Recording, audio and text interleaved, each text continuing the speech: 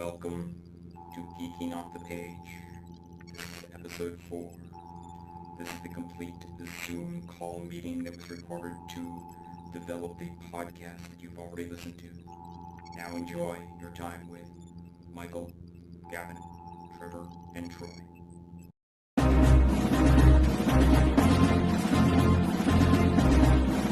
In a world overrun with an infinite amount of multiverses, originating from a plethora of sources, four longtime friends band together to try to make sense of it all and present it to an audience in an easy-to-digest podcast.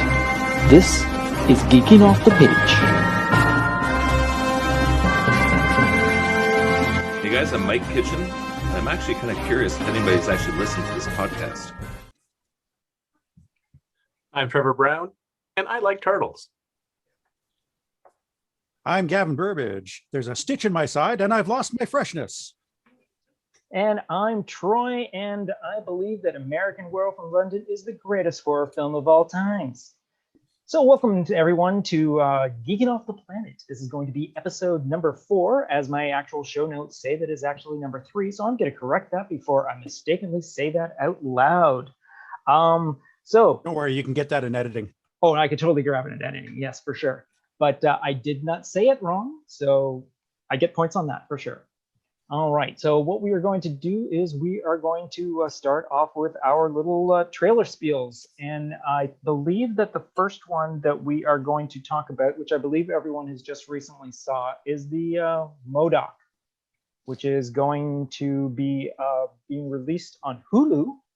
So unless you have that sort of service available to you, it might be a little more difficult to see than regular people without actually, the whole entire pirate way to see stuff. But Well, it should be on Disney Plus / Star for in Canada at least. You know what? I didn't actually even think of that. That might actually be on there. So there you go. Yeah, there you go. So this is going to be a sitcom series, which is an animated. I guess it's a stop motion.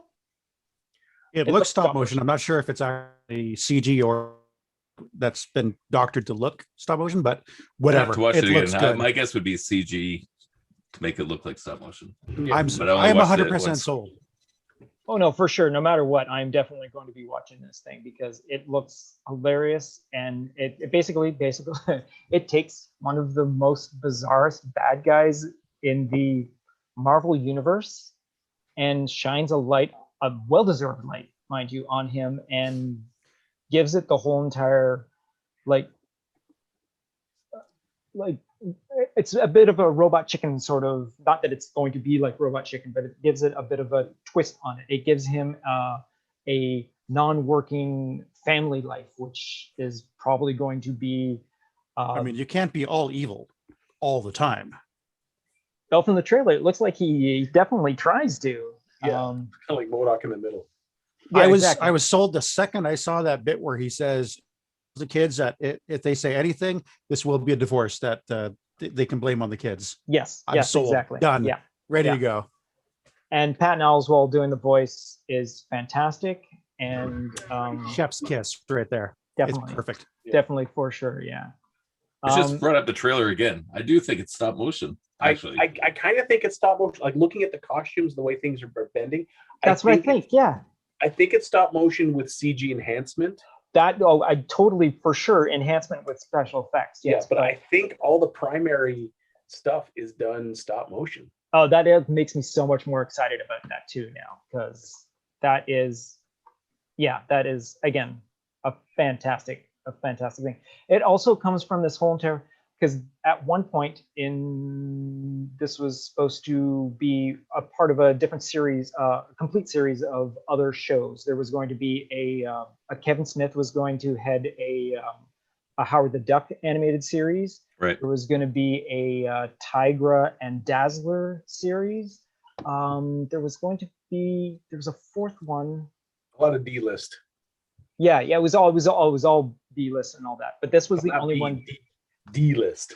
Yes, no, definitely D-list. Yeah, but this was the only one that was going to get that had seemed any traction. I mean, I believe, again, we all listen to Fat Man Beyond, so Kevin Smith has mentioned in the past that they were working on the actual series itself, but it just fell off to the side and it became a dead show. But again, and Tigra and Dazzler, whatever that was going to be, didn't make it anywhere out of pre-production into pre-production. But yeah, MODOK was always something that was happening in the background, and it's cool to see this like coming to fruition, which is fantastic.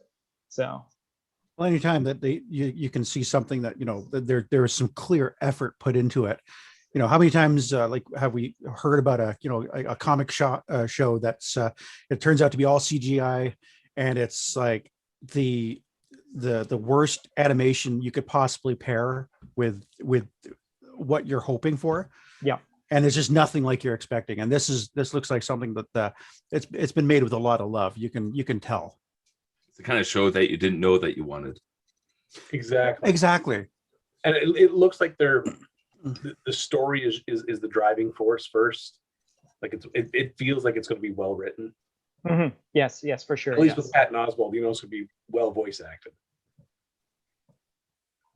Yeah. So like I said, that's due out on May 21st. So we've only got a couple of weeks for that to come out. May is so full of stuff coming out. Yeah, May has got a lot of stuff in it. Yeah. So next up we have another one which took me by surprise, and I had heard of this series.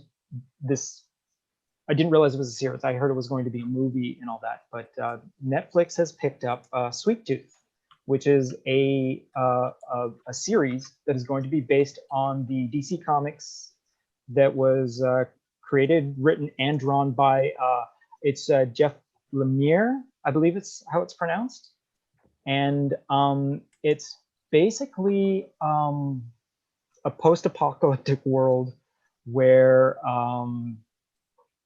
like half human, well, this one character who is a half human, half deer survives a post-apocalyptic world with other hybrids.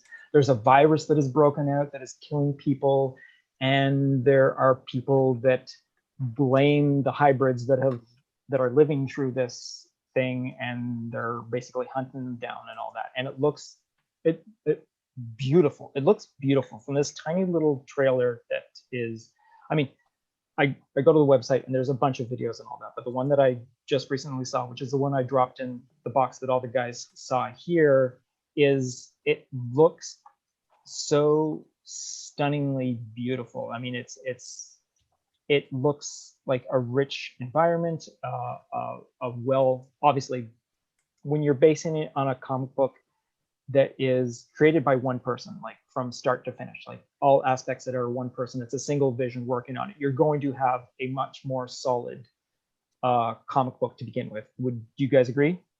I would. Like when there's less people involved in the creation of something, it definitely gets a lot less muddy. Yeah, for sure. That, yeah, right. Yeah. And like, even though I never read the Sweet Tooth comic, I did read Black Hammer, which is also by Jeff Lemire, and that was a really fun superhero. That was series. Yes, I did see that. Yes. Now it's the kind of thing where you see the Sweet Tooth coming, and it's like, oh, I wonder if they'll do a Black Hammer eventually. Right. It'll be fun. Yeah.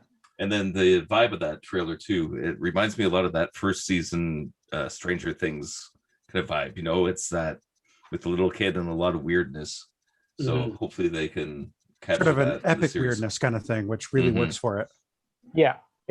Like it's like it's a traveling movie. They're like trying to get from place to place when they encounter different situations per episode. But yeah, I see what you mean by the Stranger Things. Yeah, definitely. Did you guys read the comic at all?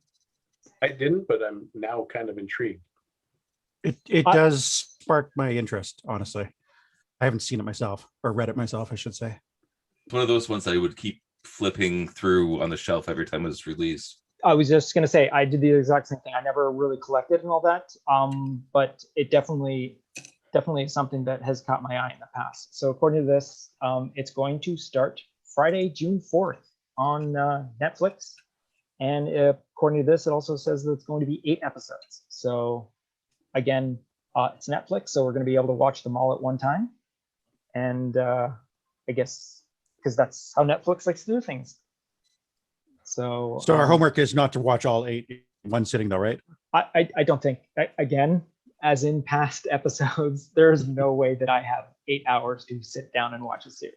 I will be kicked out of the house if I just sit there for 8 hours and watch a single show. I will just have little people running around me. Exactly. Yeah. The distractions. Yeah. There's no distraction. I'm not going to go from the only way to be able to do that if like at midnight I start the episode and go till 8 o'clock in the morning and it's like a Saturday. And then do they say what the rating is on that? Is this like a family show or is this like a you know what? Vertigo mature kind of show? I do not know. Let me just do a quick little search here, see if there is any sort of thing for. Let me just do a rating. Like it doesn't even say. Nope, it's like if I actually spell the word sweet properly. Okay, ratings for Sweet Tooth.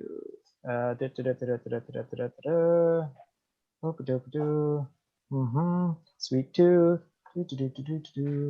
Is Sweet Tooth. What genre is Sweet Tooth? Trailer. Comic book?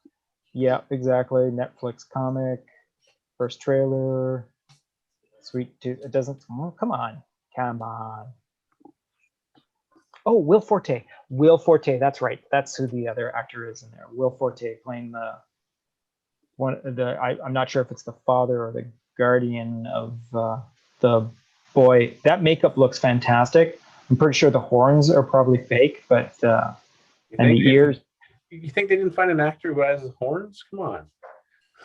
That's how Daniel Radcliffe got his role in that Horns movie. They just see them out through the whole Harry Potter stuff. Yeah. There you go, Mr. Brown. I can't see this on audio, but that's for you. Anyways, I look forward to seeing that as well because it definitely looks like something very intriguing. Even if it didn't have any sort of comic book background, just the imagery alone is enough to pull me in to go, hey, that's something that I might want to watch. Yeah, definitely. So, yeah. You know, it occurs to me that we're in this Renaissance era of like comic properties. Like I'm sure you remember what, you know, dearth of comic book content we had to endure back in the day. Daredevil with Ben Affleck, Fantastic Four with Jessica Alba and whoever else was in that. Original Captain America movie. Oh, yes, is that the one where he gets car sick? No, Chris Evans is in the Fantastic Four with Jessica Alba. Well, he was that Captain America movie we watched back in Sheridan. And then there was the Captain America. Yes, motorcycle helmet. Yes. And... But I mean, the fact they had to put fake ears on him, that was the best. It wasn't until X-Men that it started to feel more like a comic book movie. You know, then we got Spider-Man from Sam Raimi, and it just started feeling like, okay, this has some legs. There's people who want to see this. There's people who want to make this. But I don't think it was until, you know, Iron Man that like just the general audience started to take a look at this. And so now can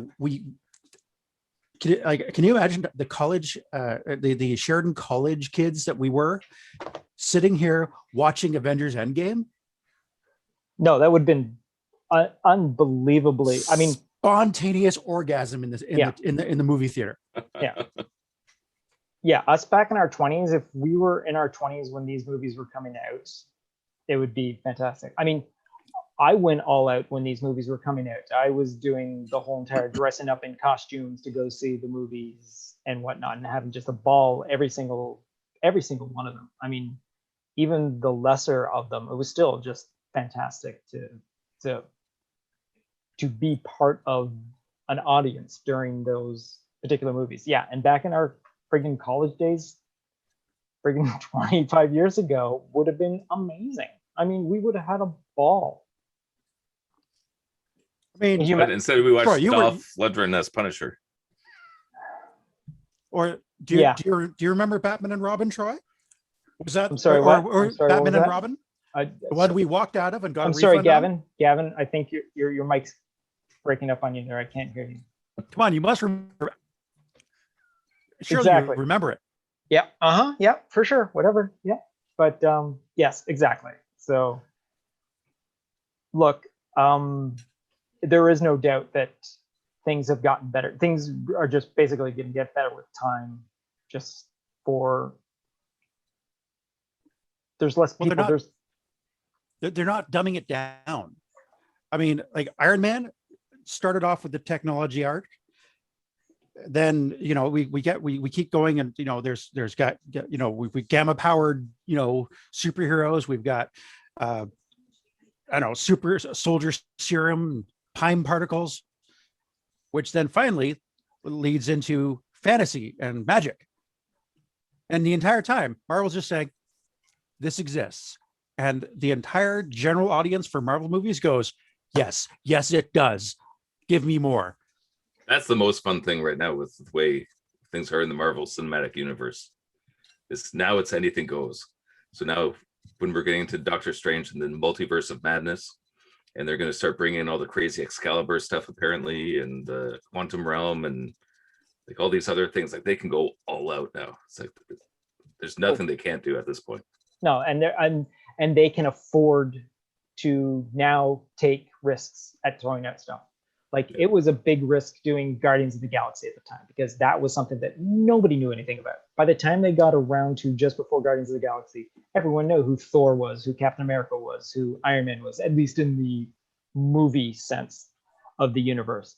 But that gave them the option to be able to throw out Guardians of the Galaxy and take a chance on this completely off the wall sort of thing. And I mean, thankfully it did work.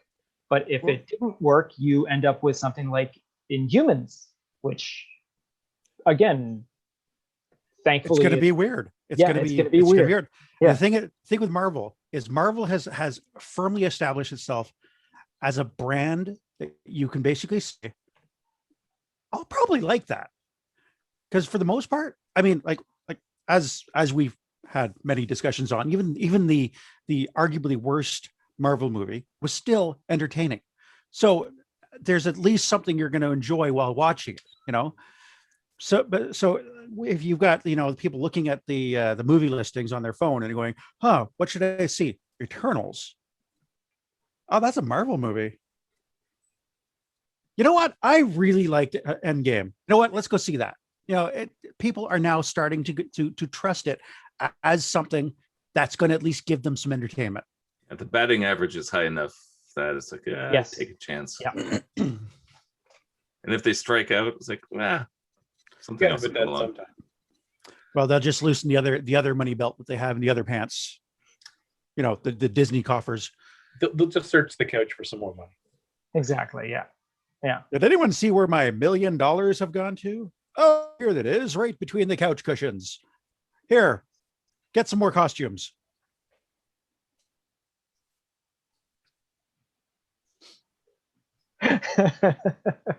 All right. Where am I right now? That's 27. I'm going to cut out this little laughter with Trevor and his cat. That's so cute, though. That is very cute, though. What cat? What are you talking about? Oh, are you telling? That was his chest hair. I was just about to say, Trevor's shirtless right now. Okay, that explains it. Well, this is a chair. These are shorts. Thank you very much. Yes. Okay. Running around in his underwear. I mean, I can be pantsless. Yeah. Not that there's anything wrong with that. No, definitely. Yeah. All right. So let's go on after that. Let's anyone reading anything new? Anyone watching anything new that's not on any of these lists, sort of thing? I just finished Shadow and Bone on Netflix.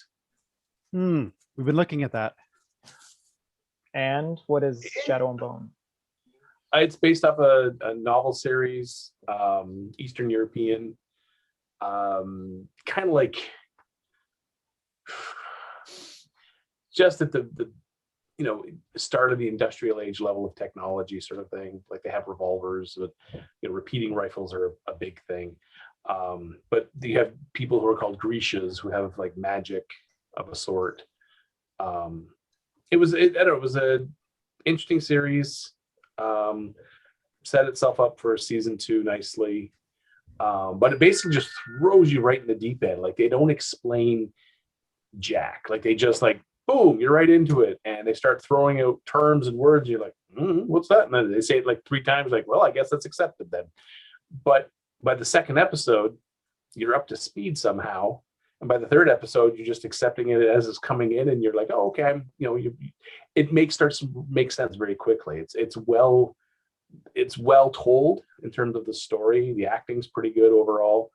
It kind of feels like almost like The Witcher and Game of Thrones in terms of level of quality. Okay. So, it's a little bit of fantasy, a little bit of, as that like Industrial Revolution. You guys, anyone catch The Nevers on HBO, the Joss Whedon series? I No, didn't know. no. Again, that one's like Victorian-ish sort of age, steampunk sort of thing. This is kind of like has that same sort of feel. Like it's, people are like well overdressed, but there's a nitty grittiness to it, almost like that. Like because they're burning coal, everything would have that ashy feel. So yeah. Just for the record, I do know of The Nethers. It's just that I don't have HBO, and I've never bothered to get around to try and find a way to watch it. But I have heard half decent things about it, but I don't know whether or not. Yeah, they've only done like 3 episodes so far. Yeah, I think episode 4 is tomorrow. So yeah, Shadow and Bone. It was interesting to watch it. I think you've convinced me to give it a go. Yeah, I mean, I would say try the first 3 episodes. If by the 3rd episode you're not hooked, then you haven't wasted that much time. Any names in it? I can't remember the names, but the actor who was Prince Caspian in the Lion, the Witch, and the Wardrobe series. Okay. Yeah. And the lady who was the broom flight instructor in the first Harry Potter movie. Okay. So not like big name actors, which in some way kind of lends the series self. You're not like, oh, look at that actor, and you start thinking about all the roles that person has played. It just, you just accept what you see and keep going.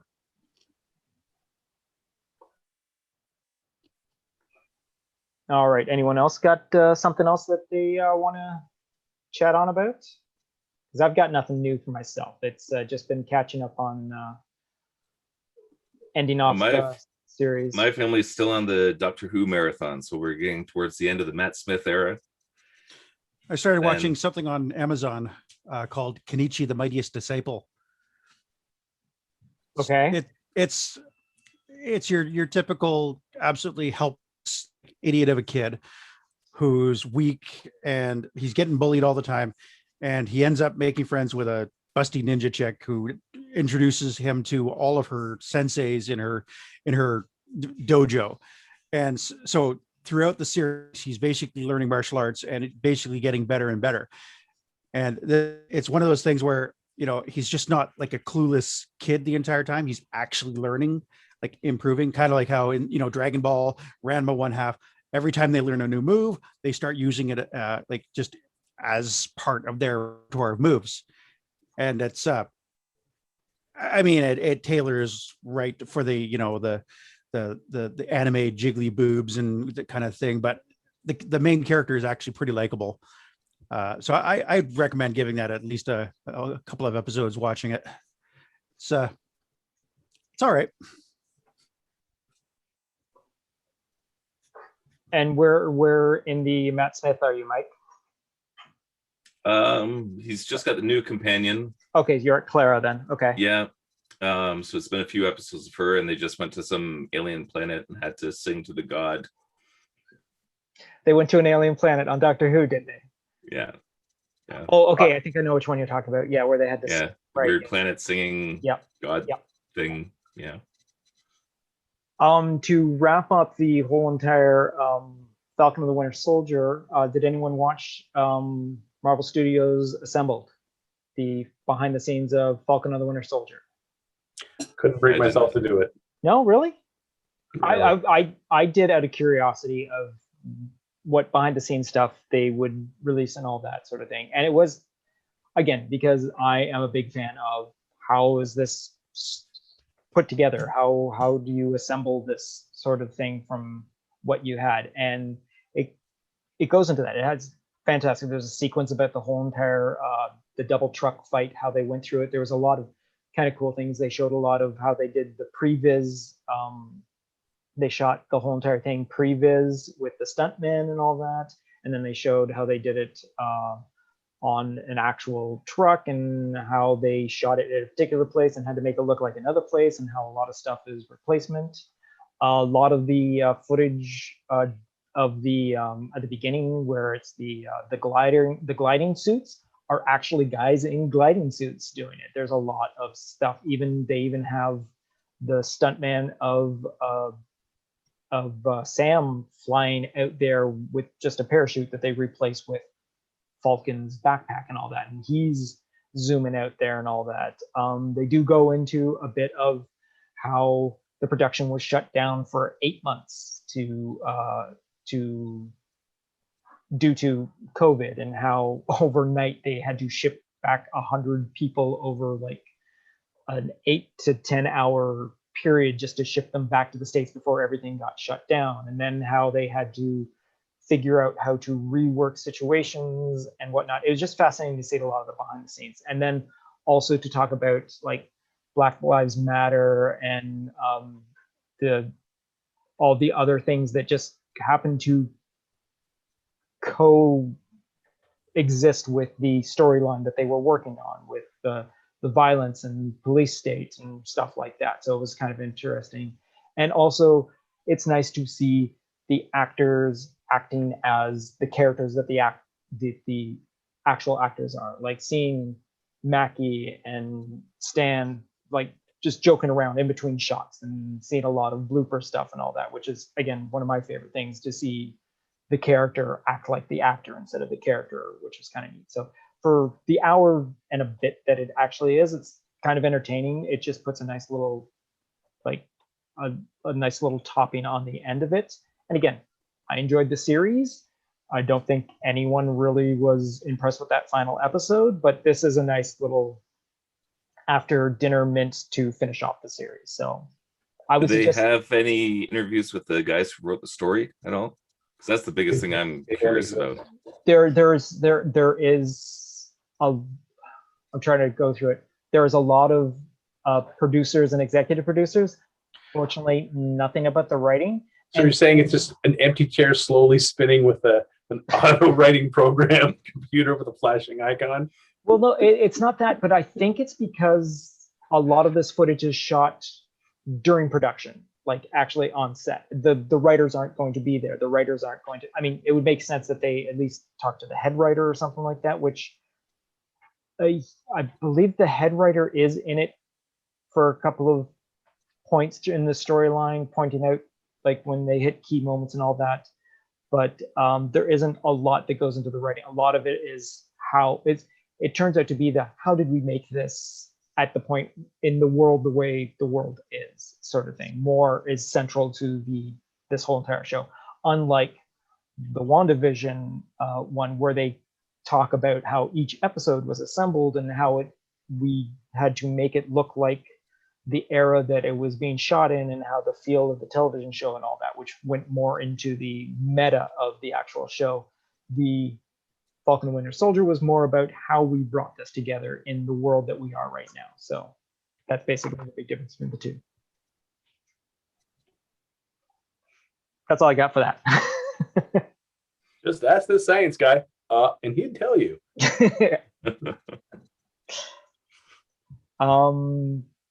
Now, I believe, Michael, you wanted to broach a subject? Yeah, this is the latest news that I found this week that I found was really interesting. I'm going to click this share screen button so you guys can see all this stuff. So, I don't know if you guys know who Jordan Peterson is, but he was a University of Toronto professor, taught psychology, and he's wrote a few books and done a few speaking tours. However, this month in the latest Captain America, the writer decided to cast Jordan Peterson as the Red Skull. So in this issue, where's the number? I closed that window. But anyways, the latest issue of Captain America that's just come out. There's this panel of the Red Skull on the computer, and it's saying 10 rules for life. Jordan Peterson's first book, his first mainstream book was 12 rules for life. His latest one is, what did he call it? Beyond Order. And this is saying chaos and order. So anyways, it's using all these different quotes from Jordan Peterson cast as the Red Skull. And I just thought that was really interesting because it's this psychology professor who's basically spent the last, decade of his life trying to help people. It's gone on speaking tours. He did a biblical lecture that I actually took my daughters to. So he's kind of like a modern day Joseph Campbell in the sense of storytelling, where he's looking, and his first book was called Maps of Meaning, which is the whole idea of the way the human brain processes story. So the way you develop through life is using a story process. So anyways, to see that some writer would cast him as the Red Skull just kind of threw my brain through a little bit of a loop this week. And this is one thing that I thought was interesting. So I guess some fans of Jordan Peterson took this idea and decided to do this Hydra image. So they took the Hydra logo as a lobster, and they decided to put some Jordan Peterson quotes on it. So it says, "Clean your room, tell the truth." So, and I'm just thinking, this is the guy that you're casting as the Red Skull? Like, I don't understand where this stuff's coming from. So the original book, 12 Rules for Life, these are the rules. And now just picture this, like the ultimate villain of Captain America, right? The ultimate super Nazi. Yeah. Saying, stand up straight with your shoulders back. Treat yourself like you are someone you are responsible for helping. Make friends with people who want the best for you. And it just keeps going on and on and on. Pet a cat when you encounter one on the street. Like, this is the Red Skull for Captain America now. So I see it. No, I do, because the thing is, oh god, ow. You got to remember the Red Skull, unlike Captain America, he was the first super soldier. Yeah. And so they picked the best of the best of the best to take the super soldier serum. Hans Schmidt was the smartest of all of the soldiers. He was the most dedicated. He was the most physically fit. He honestly didn't need the super soldier serum, but in his core, he was still a twisted, evil psychopath. And when the serum hit him, it kind of reflected externally. But he was, when you compare, the Red Skull to Captain America, physically they're very similar, but intelligence-wise, I kind of put my money on the Red Skull. He's a hell of a lot smarter. Right. And so he would have, he would have this level of understanding of the human psyche. Now you could take those 12 rules and readapt them how the Red Skull would adapt them. Now that's the thing I was thinking. So when I was looking at the comic book, it's like, this sounds like it's, okay, so for storytelling, I always like the stories where the creator's trying to explore an idea. Right? Like the best stories are like, you don't really know, what you're thinking. You're taking two ideas. Like, okay, when I wrote my first comic, the Spy Guy comic, I have Spy Guy, which is the Law and Order character, and the Spud and Harry, which is like anarchy, chaos, nihilism. You write those as much of an Iron Man personality as you can. You don't want to write a straw man. You want to write these characters, right, with the ideals as strong as you can possibly intellectually make them. And then you have those characters go head to head, right? Mm-hmm. And that's what creates a great story.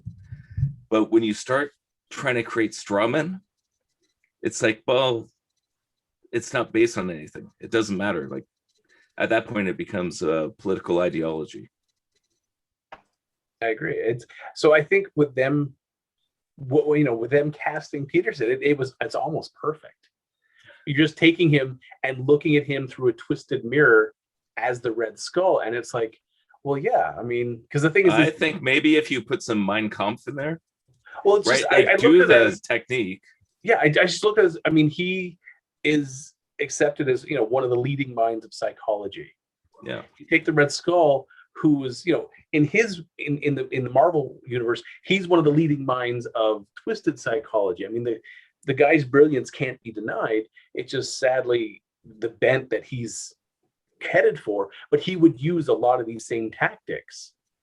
The character himself I see as more of a cerebral villain than a physical villain. Yeah, he can put up his dukes and dust it up with Captain America. He probably, Captain America might have the edge when it comes to physicality, but not by much. But when putting brain pan versus brain pan, I think the Red Skull's got it. Like he started off at such a higher level and has used all that time to just get better at what he does. So I think using a real world analog, but then, someone who's not as twisted as the Red Skull, but then just flipping it on its head, I think it's a great use. And especially then taking his work and then just doing those slight little adaptations, it makes it that much stronger of a character. Because now you can say, well, what would the Red Skull do in the situation? Well, you read some of Peterson's work, but then you say, flip it 180 instead of being it for good, but for harm. And you're like, yeah, I can see how intelligent this guy would be. Because it's hard to say. I mean, this is the thing that kills me when I watch shows or read books and they talk about how intelligent this character is, who then proceeds to do some of the dumbest things you're like, you didn't see. Like what was the whole passing the idea ball thing? Yeah, the Tom Hanks movie where the Da Vinci Code. Oh, yeah. And they couldn't figure out Apple was the stupid key code. I mean, you're standing in Sir Isaac Newton's, a giant thing to Sir Isaac Newton. Gee, wonder what he's famous for. 5-letter word. I mean, I remember staring and going, it's Apple. It's Apple, idiots. It's Apple. It's the giant friggin' apple above his head. You can't see that and go, maybe it's Apple. That's what drives me nuts, is when they have a character who's supposed to be, he's hyper intelligent, but can't think his way out of a paper bag. So that when you take a character who is supposed to be intelligent, but you use a real life analog to kind of put that together, then you're like, oh yeah, I can see where that brilliance is coming from. So I agree with that in concept, and I'm very curious to look further into the writer and see if if this was done, like as you're saying, where you're just taking a template and using that as the character just to try and figure out the thought pattern, or if it is an ideological smearing of somebody. So I'm curious. I'm gonna have to look into that one a little bit more. I'm curious of the other things he's done. I know he was in journalism before that, and apparently the same guy who wrote this is writing the new Superman movie. Okay. With J.J. Abrams. So I mean, and if he has if he's got an axe to grind, maybe he's doing this as a way of saying, F you. Yeah. But if it's not, then this is, I look at it as a writer, if you don't have the native intelligence to make that connection, because maybe you're just not smart enough, what's wrong with using the world around you and finding someone who is that intelligent, or at least in your opinion, that intelligent, kind of like, well, let's shoehorn into this character and present it, and people are like, oh, okay, I can make that connection. I know George R.R. Martin always said that about Tyrion Lannister. Yeah, where it's like, okay, I did write all these smart things eventually, but it took me like months to try and figure out all the smart things for him to say. I see what you're saying. Okay, yeah. In the show, it came out. He just thought out like bang off the top of his head. Yeah, it's what I do. I drink and I know things. Right. Gotcha. Okay. He has approximate knowledge of so many things. Yeah, it's, as I said, like, if you're writing and you're writing about a character who's so ultra smart, but you yourself are not ultra smart, you're going to make boneheaded mistakes. So yeah, I find that to be, when you brought that up and I looked up and I saw that article and I was like, that is ingenious. That is, I mean, that's, especially if you know Peter, if you know anything of Peter's work, you would instantly catch that, like in a heartbeat. You'd be like, yeah. So yeah, I think that was a well done little move there. No, that is something that actually is kind of neat. If something like that is, first of all, caught and exploited, sort of thing, and if it's used properly, it shows good writing, I guess, right? If I'm not mistaken. I mean, it can be if it's done the right way. Yeah. Again, my biggest thing with writing is if you're trying to, if you have an ideological axe to grind and you're just using your stories as propaganda, the stories always tend to come off as phony. But if you're being a writer trying to explore ideas and you're pulling from different sources to try and understand something, that's when things get really interesting.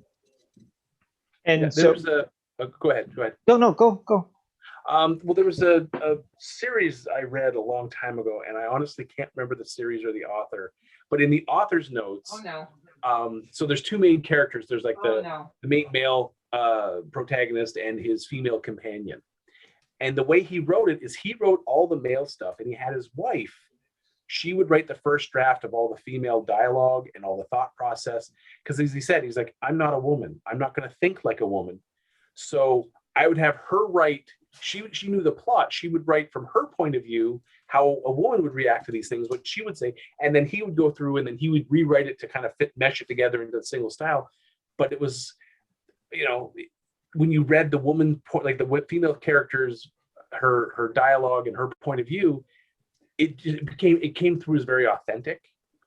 And it was just in the author's notes, he's like, yeah, I'm not, and it was just very simple. I'm not a woman. I can't think like a woman. I'll never claim to. So I had my wife write all the female parts, and then I rewrote it and edited it in.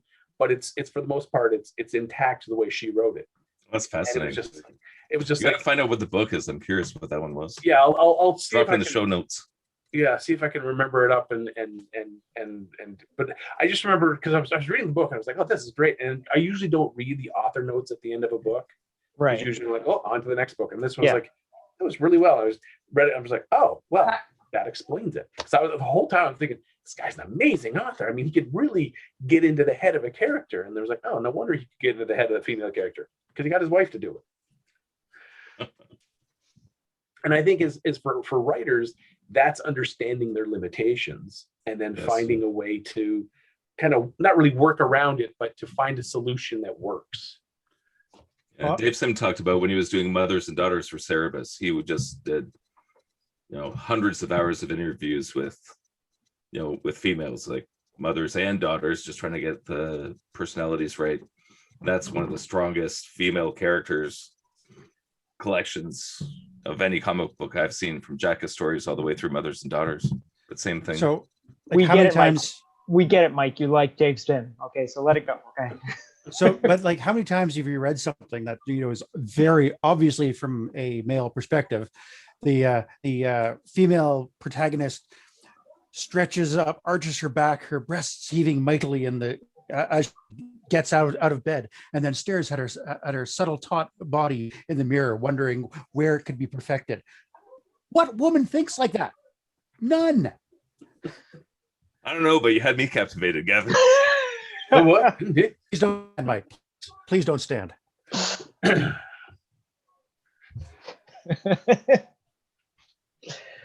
Okay, so again, Mike, this is something that's just happened with the Captain America storyline. Yeah. That's cool. That's cool. So this is like modern, on the shelf sort of version of Red Skull has this. Yeah, this is like latest issue of Captain America.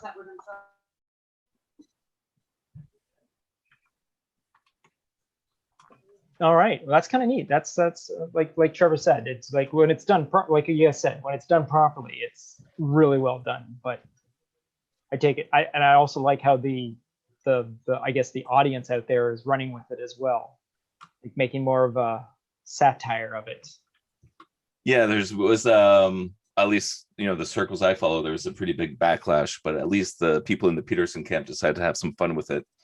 In his words, he just had to do some meme magic and see if he can, kind of counter it back in a positive way. So all the stickers and T-shirts and posters that he's making, any profit will go to a charity.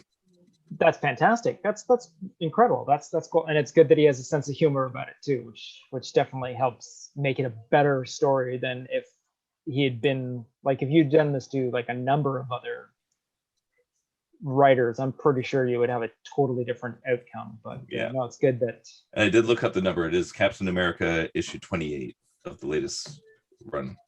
Okay, cool. All right, anything else? Anyone? I take it that's a no. I'd like to hear another Gavin story. Come on, Gavin, read us another story. What would you like to hear? Okay, we're not going to go with that. Actually, I do have a Gavin story. Okay. So a couple of days ago, I had to go to the ophthalmologist to basically follow up on an eye exam because the optometrist was looking at my eyes and she said, "Oh, there's like a weird shadow in one of your eyes. We're gonna refer you to a specialist." I'm like, "Oh, okay, that doesn't sound good."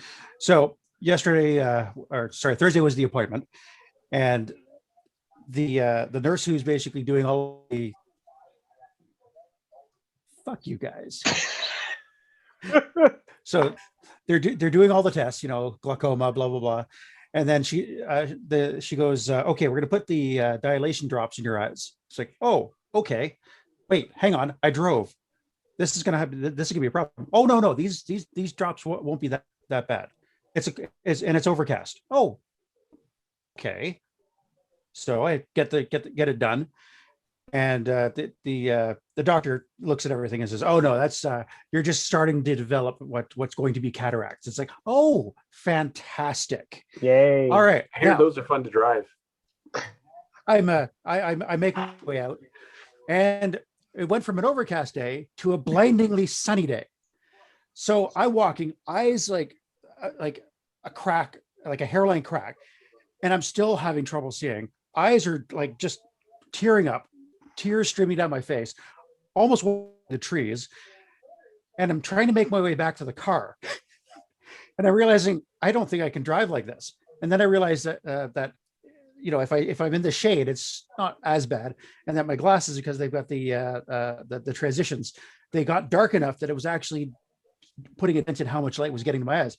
So I get in the car, and then I conveniently forget the one fact about the progressive or the transition glasses is it doesn't work in the car because there's no UV lights passing through the windshield. So as I'm driving, it's getting brighter and brighter, and so my eyes are tearing up. I'm trying to force my eyes open like Clockwork Orange style, trying to see. I finally pull over, hold my glasses out into the sun. They go dark. I put them back on. I drive. They start to clear up in about 5 minutes. So then I have to pull over again, charge the glasses back up again. So repeat about 5 or 6 times. And then I finally got to the underground parking for my apartment, and then absolute relief. And then when I walked to the door, Amanda goes, "Oh, I just got your text. How did you get home? And is the car in one piece?" No. All right. Okay. Well, you asked for a story there, Mike. There you go. How was that? Was that okay? I think that's okay, but I just like to say geeking off the page does not condone any of Gavin's behavior. No, that was not the right thing to do, Gavin. No, it wasn't. There are Although so it was many- a great story, and I wish there was a video of it. Oh, I totally wholeheartedly agree with you there, Mike. But again, there are so many services out there, Gavin, that would have solved this problem for you. And yeah, Yes. taking your own Probably. life into your blind eyes is not a good thing to do. Mind you, Hey, but you did it. It's like Daredevil. Oh, totally. And very creative. Hey, I'm going to stick my glasses outside so the UV darkens them, put them on, and keep going back. Yeah. Mr. Magoo ain't got nothing on me. I will admit, after an eye exam, wearing like 2 pairs of sunglasses just so I can walk to the car who someone else will be driving. Right. Because you get outside, you're like, "Oh God, you put on sunglasses." Nope, not enough. Second set, there we go. Now I can at least get to the parking lot to get to the car that someone else will be driving to get me home. But I would not get behind the wheel. No, totally. That was amazing. I'm gonna clip this out, put it into our feed here, so we'll hold on to this video because while entertaining, I don't think I could even slice it down to make it a half decent little mini post and all that. But definitely, thank you, Gavin. That was good. You ask for stories, I give you stories. Oh Lord.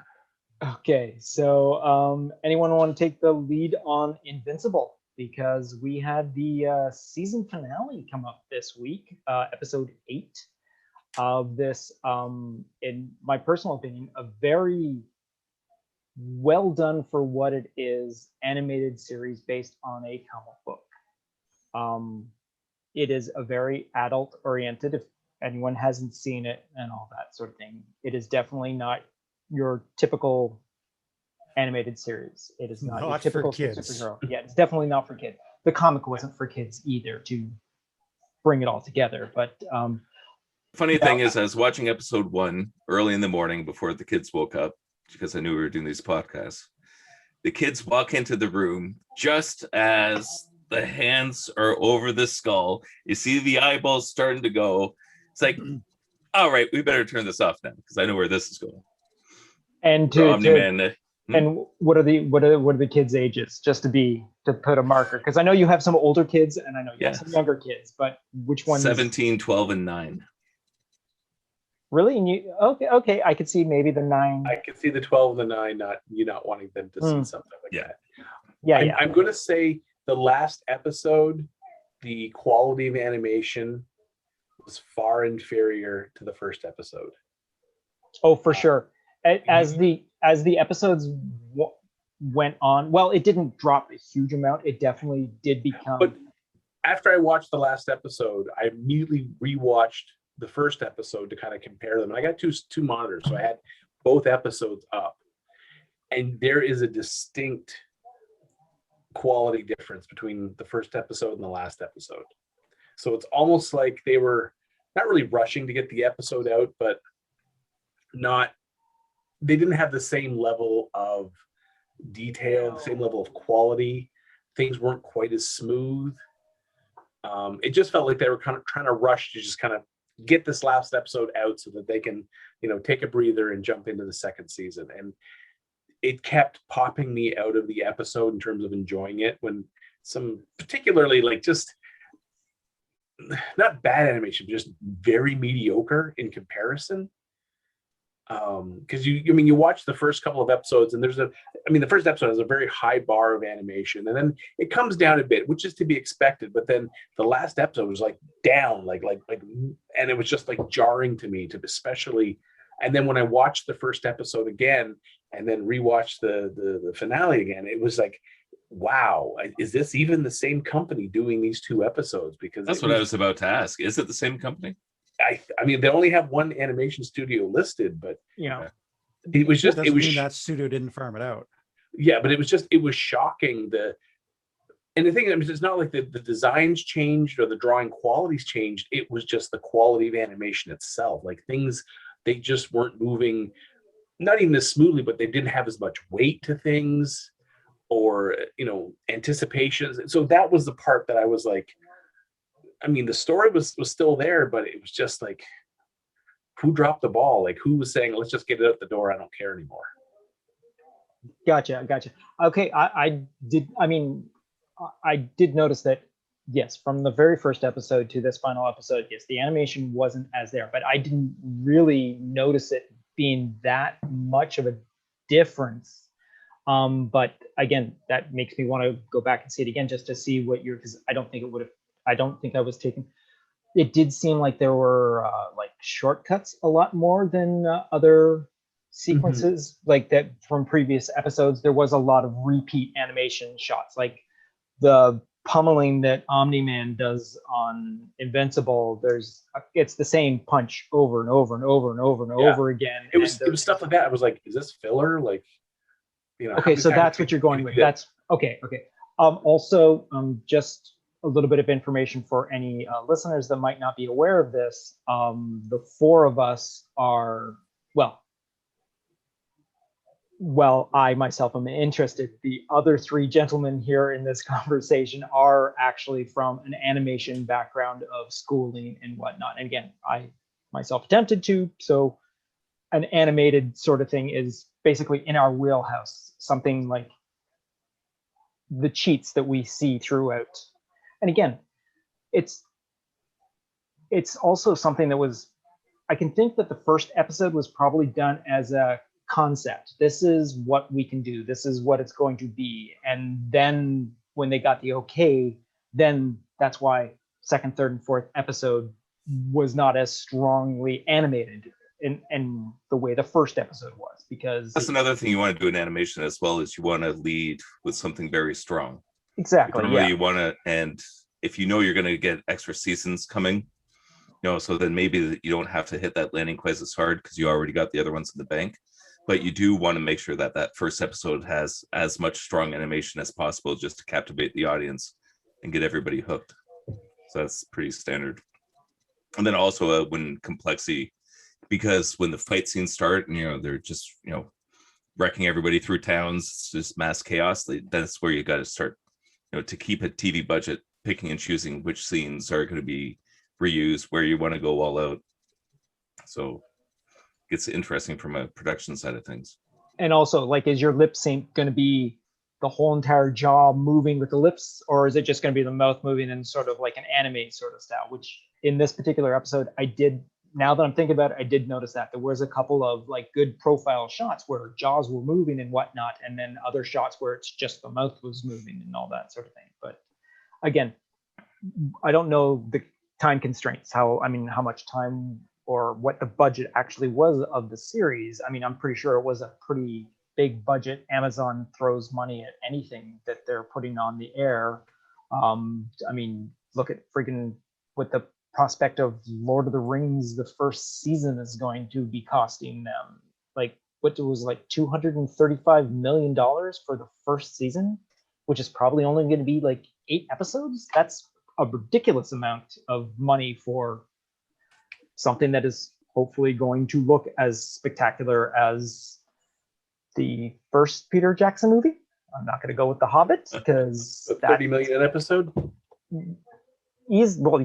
Yeah, because even Game of Thrones was about 7 at most per 7 episode, 7 or 8 per by the time they got around to the final season. At the beginning it was not even nearly that, but then by the time they got to the final, it was like I said, 7 or 8 million per episode. But they had all the budget, no story. Yeah. Well, they spent all the money on the Dragonfire and forgot to hire writers. Well, no, yeah, basically the series ended up shooting itself in the foot because it went beyond its means with having to try and go beyond its means. It just... Well, the thing is, I know that the executive producers had talked to Martin, and he laid out the entire story to them from start to finish, and it was, I think, a case of, they said it was some things they couldn't do, and so they just tried to. It felt like Scooby-Doo wrap it up in 5 episodes, and it just. But anyways, Invincible. Yeah, story-wise, it was well done. It hit all the really great the tropes that you have in that type of storyline. Now, like I said, I've read the start of the actual comic itself. I knew pretty much where it was going and all that. There obviously, between what you have in the comic book and putting up on the TV screen, you're going to have a couple of changes. There's no way you can't be exactly as it is on the page, and sometimes you can't do that. It's a little easier to do animated style instead of a live action. So where this movie is going to come from, I have no idea how they're going to cover this storyline in a movie. But that sounds like it's 8 episodes didn't feel quite long enough in some ways, but like a 2.5 hour movie doesn't feel like it could really contain all. No, there's no way you're going to get nearly a third of what you need to be a full series. So you're obviously looking at maybe a trilogy or something like that. That might be able to satisfy the whole entire thing. Cut out a bit of the filler. But again, I was fully entertained in all 8 episodes. And like we've mentioned, yes, the animation drops off a little and all that, but casting was phenomenal. I was just going to say, my favorite thing about this has been the casting.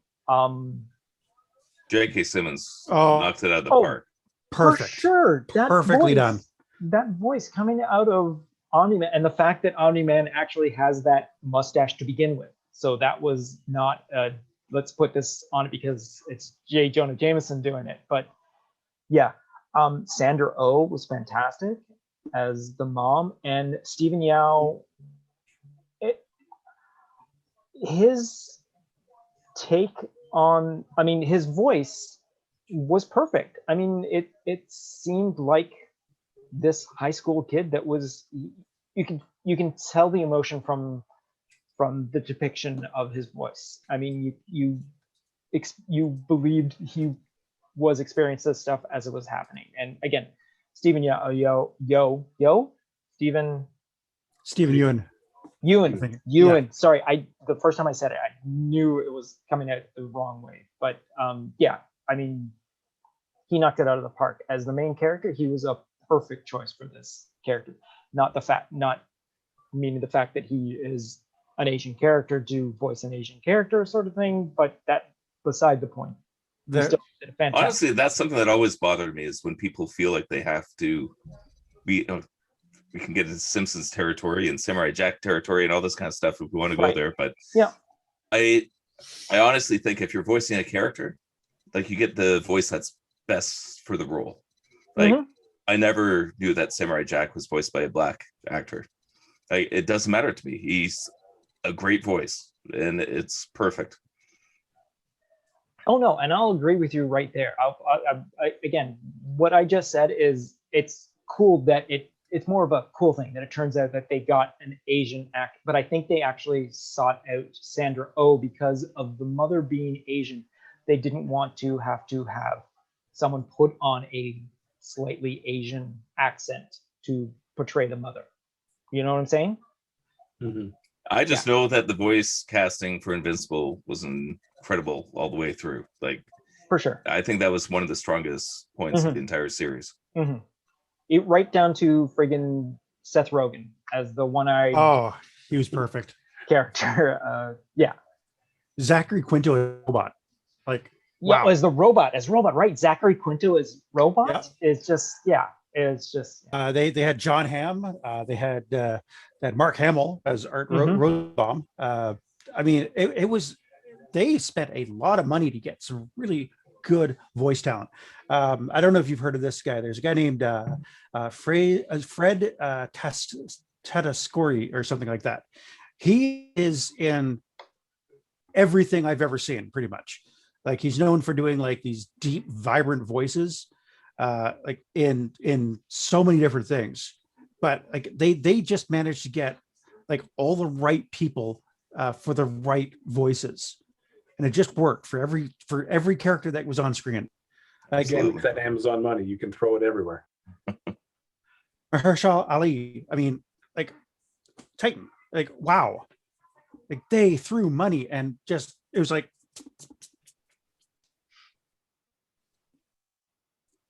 And the nice thing, honestly, about voice acting is, some actors can do it from their house if they have the equipment they need.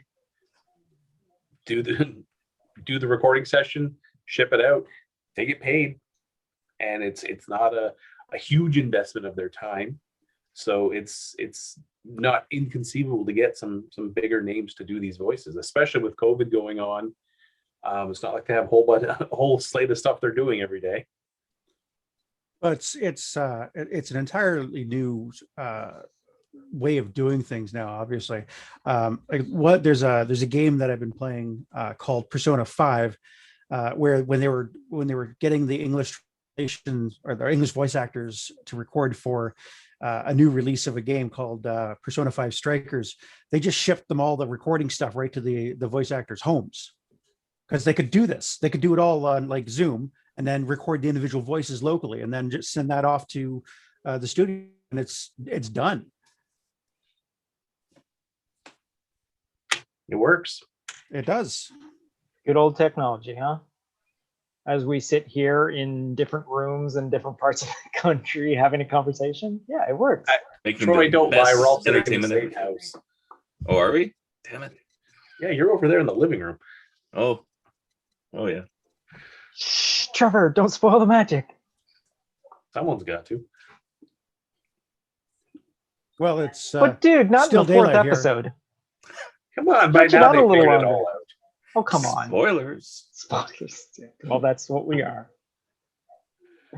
Sorry, go on, Gavin.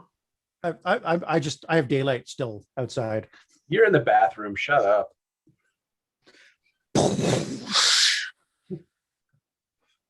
No, I'm not.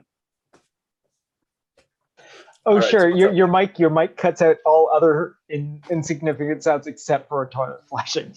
It's like Married with Children all over again. Yeah. Boosh.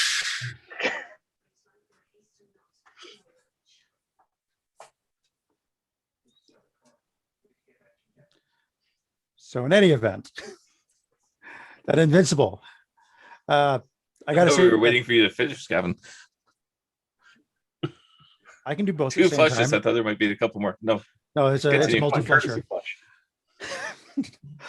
No, the that all-out battle in the city was a very stark reminder that, like, it was someone who is essentially a god in strength and just power, how insignificant humanity truly is. Like where Omni-Man is holding up Invincible as a train plows through the train as it's coming towards him head on, and you're watching body parts fly, you're watching people getting smushed against the doors and the railroad tracks. I'm actually sitting there going was not expecting that. No, for sure. No, I don't think anyone was expecting that. There's a YouTube series where the guy goes about the science of superheroes and stuff like that. And one of them was talking about super strength. Like, if Superman were to punch someone, does the guy fly and like make a hole in the wall? And so, and it's got this really nice graphic, like, the guy flying and he hits the wall and makes a nice manhole, man-size cutout through when he falls through. And he's like, yeah, in reality, if Superman punched you, you just kind of like turn into like a red mist, because you just pretty much vaporize with that hit. It's like the that- beginning of The Boys. Yeah, That's yeah, exactly. The Boys. Yeah. It's like if you, punching- if you could lift like 100 tons over your head and you just wind up and punch somebody, the human body can't really stand up to that sort of kinetic impact. It just kind of like, it's like a spray of blood, and that's it. That's you. So I appreciate the fact that in Invincible, they show you the difference between someone who's got all these superpowers and then the bystanders who don't. And it's, like when he's holding up the building and he's got the woman by the arm, and then he looks down, and it's just a floppy arm now, because that shoulder socket ain't going to hold for that long. It's just not going to happen. Are you guys familiar with Larry Niven? The author? Yeah, he wrote quite a few science fiction novels, including Ringworld. But he did his this little article called "Man of Steel, Woman of Kleenex," which was basically talking about what the reality would be if Superman and Lois Lane were to actually have sex. So, without getting into too much detail, Man of Steel, Woman of Kleenex kind of just, it gives you the entire implication of what that actually would be like. So this is exactly the kind of stuff that's happening in the Invincible world. Omni-Man just casually reaches out, grabs a guy by the spine through his chest, and just yanks it out like it was, I don't know, it was Zap Strap. There's a quote from, I think it was Superman the animated series, the first time he fights Darkseid, and he talks about how he lives, in his normal daily life, it feels like he lives in a world of smoke. Like walls, all that stuff. It's like smoke to him.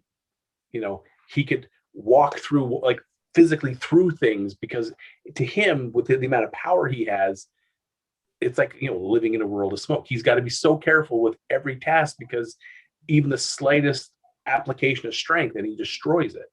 So that's why when he faces Darkseid, he has an opponent he can finally let loose on. He can use everything he's got on. And it was just that implication that means every day when he wakes up, he, gets out of bed, picks up a toothbrush, brushes his teeth, puts on his clothes, he's got to be so extra careful, putting on his pants, and he doesn't just, and he's got threads hanging from his hands. If he pats someone on the back, like, good job, he doesn't drive his hand through their body and through the desk that they're sitting at. I imagine the sheer amount of self-control he has to have to not just become a crazy destructive force of mass murder in this, every day of his life, when he's not, wearing the Superman costume. When he's, I was wondering about the urinals. That's the one that always gets me. Yeah, I mean, he's got a really strong pee. He's punching through a couple of buildings. So it's That's just control, man. That's that's involved. You don't have really control over those specific muscles. I think at that point, what he does is he walks to the bathroom and flies to the Fortress of Solitude, goes to his Kryptonian toilet, and then flies back in a flash, and then there we go. Well, that would be a great story. But it's just that whole, imagine having to have that level of self-control all the time. Otherwise, you're just killing people left and right, destroying buildings and killing thousands or millions. It's terrifying in a way. A lot of people if you could be any superhero, you want to be Superman.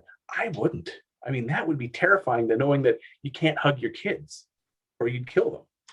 You got to be so careful when driving your car to appear normal to everyone else. Otherwise, you just whoop, broke everything. Stand up too quick and you rip yourself out of the car. I mean, that's terrifying. That's one of the things I actually always liked about Superman, is the whole Clark Kent persona, because that is like his performance art to try and fit into human society. Well, you Kill Bill 2, when Bill's talking about Clark Kent is Superman's impression of a human. Yes. Clumsy. I mean, first time I saw it, I was like, that's pretty, that's pretty much a great analog. Just like Bruce Wayne, like Batman's portrayal of Bruce Wayne is how he perceives people's idea of what a rich person is. Right. Hence the womanizing and everything. Playboy, womanizer. Bruce Wayne is his mask. Yes. So yeah, it's an interesting take on, So when I see something like Invincible, where he's holding his son and smashing through the subway, or and he said, building falls. He says that was your fault for trying to save them, because Invincible in essence killed more people than he saved as he was tumbling through the street and trying to catch the building. All the people in that building died. Everybody died, and it's a nice take on the reality of superhero. I just wish there was some variation in the blood. The blood was all one color. Yeah. Like even the blood that was still on the wall after the massacre as the new... it should have dried almost black at that point. Yeah, it should, at the very least have gone slightly like a dark brown or something like that. But yeah, the fresh blood is the same as the old blood. It's the same as the months old blood and all that.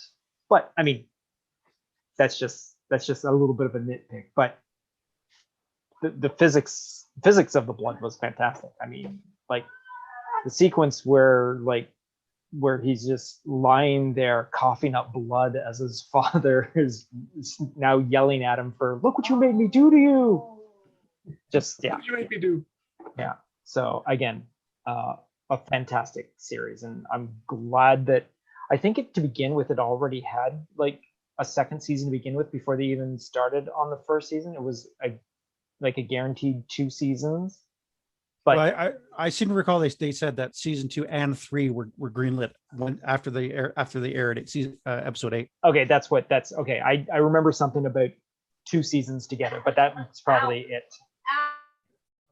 Gotta say, I as gory as it was, quite impressed with the amount of detail that they threw in there for like an American animated show. The we all remember things like Legend of the Overfiend, where the gore and the chunks of everywhere were quite graphic. Yes, Gavin. Oh, I took that memory out of my head. We all remember that. But the detail, the detail that they had, and the memory just pops out of your head. As does your ability to walk, I'm sure. Then you get that back. Eventually. Sure, I can't play the piano, but I never could. But it was, I was pretty impressed though. Like when Omni-Man was like crushing skulls and eyeballs were popping out, and it looked pretty realistic. I mean, I'm not watching gory, dead body footage to get reference to this, but it was believable to me. Oh. Indeed. I'm guessing that's going to be edited out. So you look mortified. Just mortified. Oh. Well, someone's watching one of her crime shows, so it's part of the broadcast. The fifth member of the four-person team here is Adrian's disembodied voice chiming in when she's startled by Criminal Minds or Yeah, whatever. someone's got to do it. Yeah, exactly. Yeah. There was a cell phone inside the alarm clock. There was a cell phone inside the alarm clock, was there? And I'm pretty sure it was a bomb. Someone's about to blow up. Oh, that wasn't very spectacular. Because I think it was not. I don't think it was a big bomb. No, it wasn't a big It was bomb. inside the alarm clock. Oh, okay. We should get her on camera for this. That'd be great. It's just Adrian pop-ups. That'd be amazing. It's like a cut it comes up from the side. Yeah. Yeah, exactly. There's a cell phone in the alarm clock. What? What? What all are our the fan base to responses- find out more? The only thing we Sign do is up. just go, that makes so much sense. All right. So That's with awesome. that being said, with that, where are we right now? What are we at? We are. I oh, think we're supposed to do a movie comparison. Yeah, let's do the movie showdown. So what we are going to do is we are going to do a little bit of a movie showdown, which is where we take a March Madness style elimination using the website boxofficemojo.com, where they list the top grossing movies, and they actually calculate into inflation. So it's all modern day earnings, as it were, be in the present day. And what we've done is, out of the top 100, we were going to pick and choose the top 16 comic book themed movies and pitting them up against each other. So that being said, when we go to the list of 100, the first comic book movie to appear on this list of 100 is the 2019 Avengers Endgame. Now, in the list, it actually is the second movie on the list. Anyone want to take a guess what number one is? Avatar. There you go. Only because they re-released it recently to gain back the number one position over In China. in China, yes, which gave it a crap load of money. Oh, clever boys. Yeah. So to give a numerical number, the Avengers Endgame, this is worldwide gross. This is not domestic. This is worldwide. Everyone from release date to today's date has made The sacrilege. the sacrilege of what? Or are they using a BlackBerry They are as a using bomb? a BlackBerry to make the bombs. Oh, I mean, to be fair, You they have don't to have keep much that in, more Troy. use. berries. Keep that in. This cannot be edited. No, I'm keeping this in.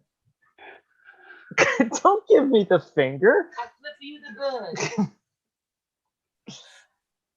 So to give a numeric number to Avengers Endgame, it's basically its gross is $2,797,501,328, and I bought 2 tickets to that, so I'm part of that twice. Oh no, wait. Geez, I bought a family of 7 for that. I just realized, oh no, wait, I probably bought more than 2 tickets. Yeah, that's right. I saw it twice. How many people did I see it with the 2 times? But yes. Yeah.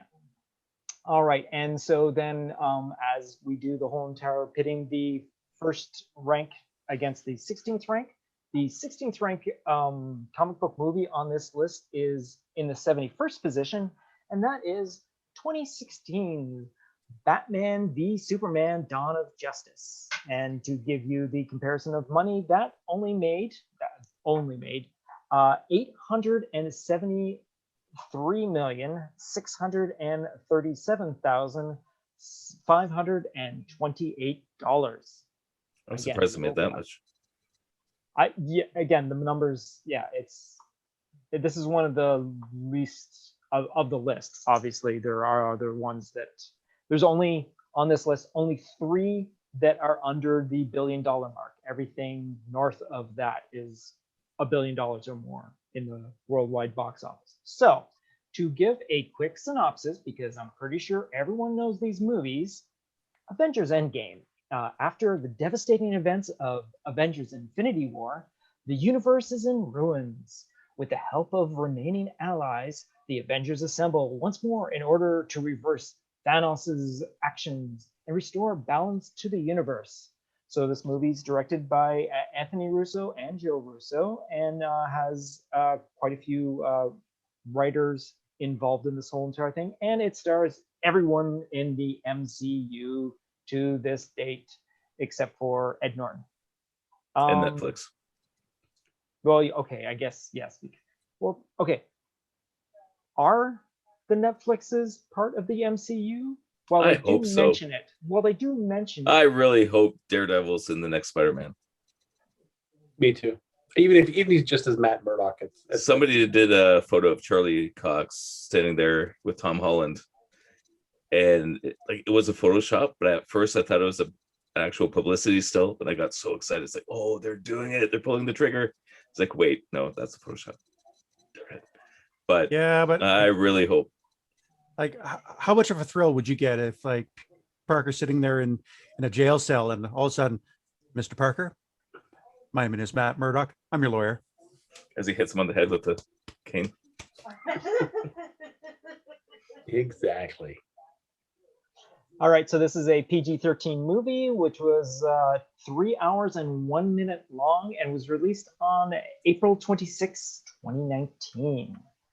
So in comparison, we have the Zack Snyder directed from 2016 Batman v Superman Dawn of Justice, which also is PG-13, is only 2 hours and 32 minutes long, and was released March 25th of 2016. And the short little synopsis that IMDb lists, which I kind of like, is fearing that the actions of Superman are left unchecked, Batman takes on the Man of Steel while the world wrestles with what kind of hero it really needs. Does it though? Does the world really have any concern in this movie? So now, I think we're all in agreement that no matter what, Batman vs. Superman is a better movie. Hello, is my mic on? Is my mic on? Hello? Hello? You're gonna fix that in post, right? No, I'm not gonna fix that in post. Oh, you better fix that in post. B versus S is not A movie? A story? A solid story. A conceptual idea? It's a conceptual idea. It's just too many. Right, Adrian. That's what I've been trying to say. Yeah. Did you see what he just did? No, I didn't see what he just did. You don't have to rewind it for No, me. I'm not gonna rewind it. I'm Okay. pausing it so I don't miss anything. Okay. So I guess last week, Is everyone hearing this? Pop-up moment. Reed was hustling Morgan at basketball, Okay. right? Uh-huh. Like in a basketball pool, he was hustling him because he broke down this he was the coach. Reed was the basketball coach in high school because he could analyze the strategies of the opposing teams, right? Right. So I guess Morgan must be bitter because just now when they were talking to the reporters, right? Morgan's like, yeah, so if you have any more questions about this case, you can call my cell phone number, and he gives a phone number, and then one of the That's the one in the alarm clock, right? Is that Dr. Spencer Reed? That's why I was like, oh, that's kind of mean. I would be, Yeah. you know, I didn't mean to call you. I was just trying to hit the snooze button. Looks like they blew through her alarm. They were not.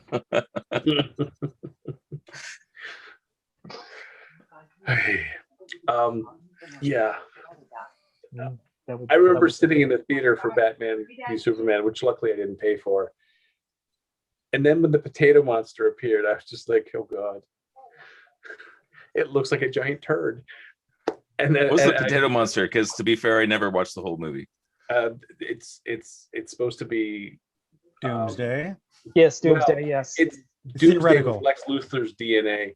Yeah. But it looked like the amazing colossal turd monster with the powers of Superman somehow. And And yeah, it was just like, and then Wonder Woman shows up and saves Batman, and she was you, and I don't know if she was you. oh god, it was so hard to watch.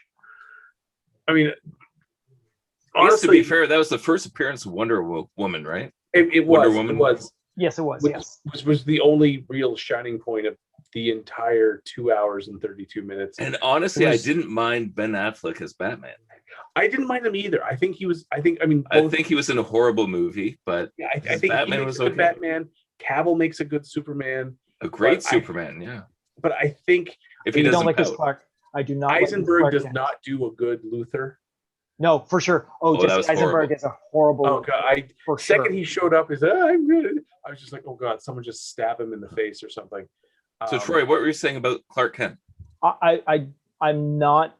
I do not enjoy Cavill's Clark Kent No, I don't. because like him at all. his Clark Kent is his Superman, just wearing glasses. It is. Yeah. There isn't. Right. There isn't that much of I a like the difference Christopher between- Reeves where it Christopher Reeves he is the changed. perfect example of what Superman Brandon Roth Clark was Kent. good. Again, as you just heard there, Brandon Roth did an amazing tribute to that. I mean, for my money, I think Brandon Roth did it.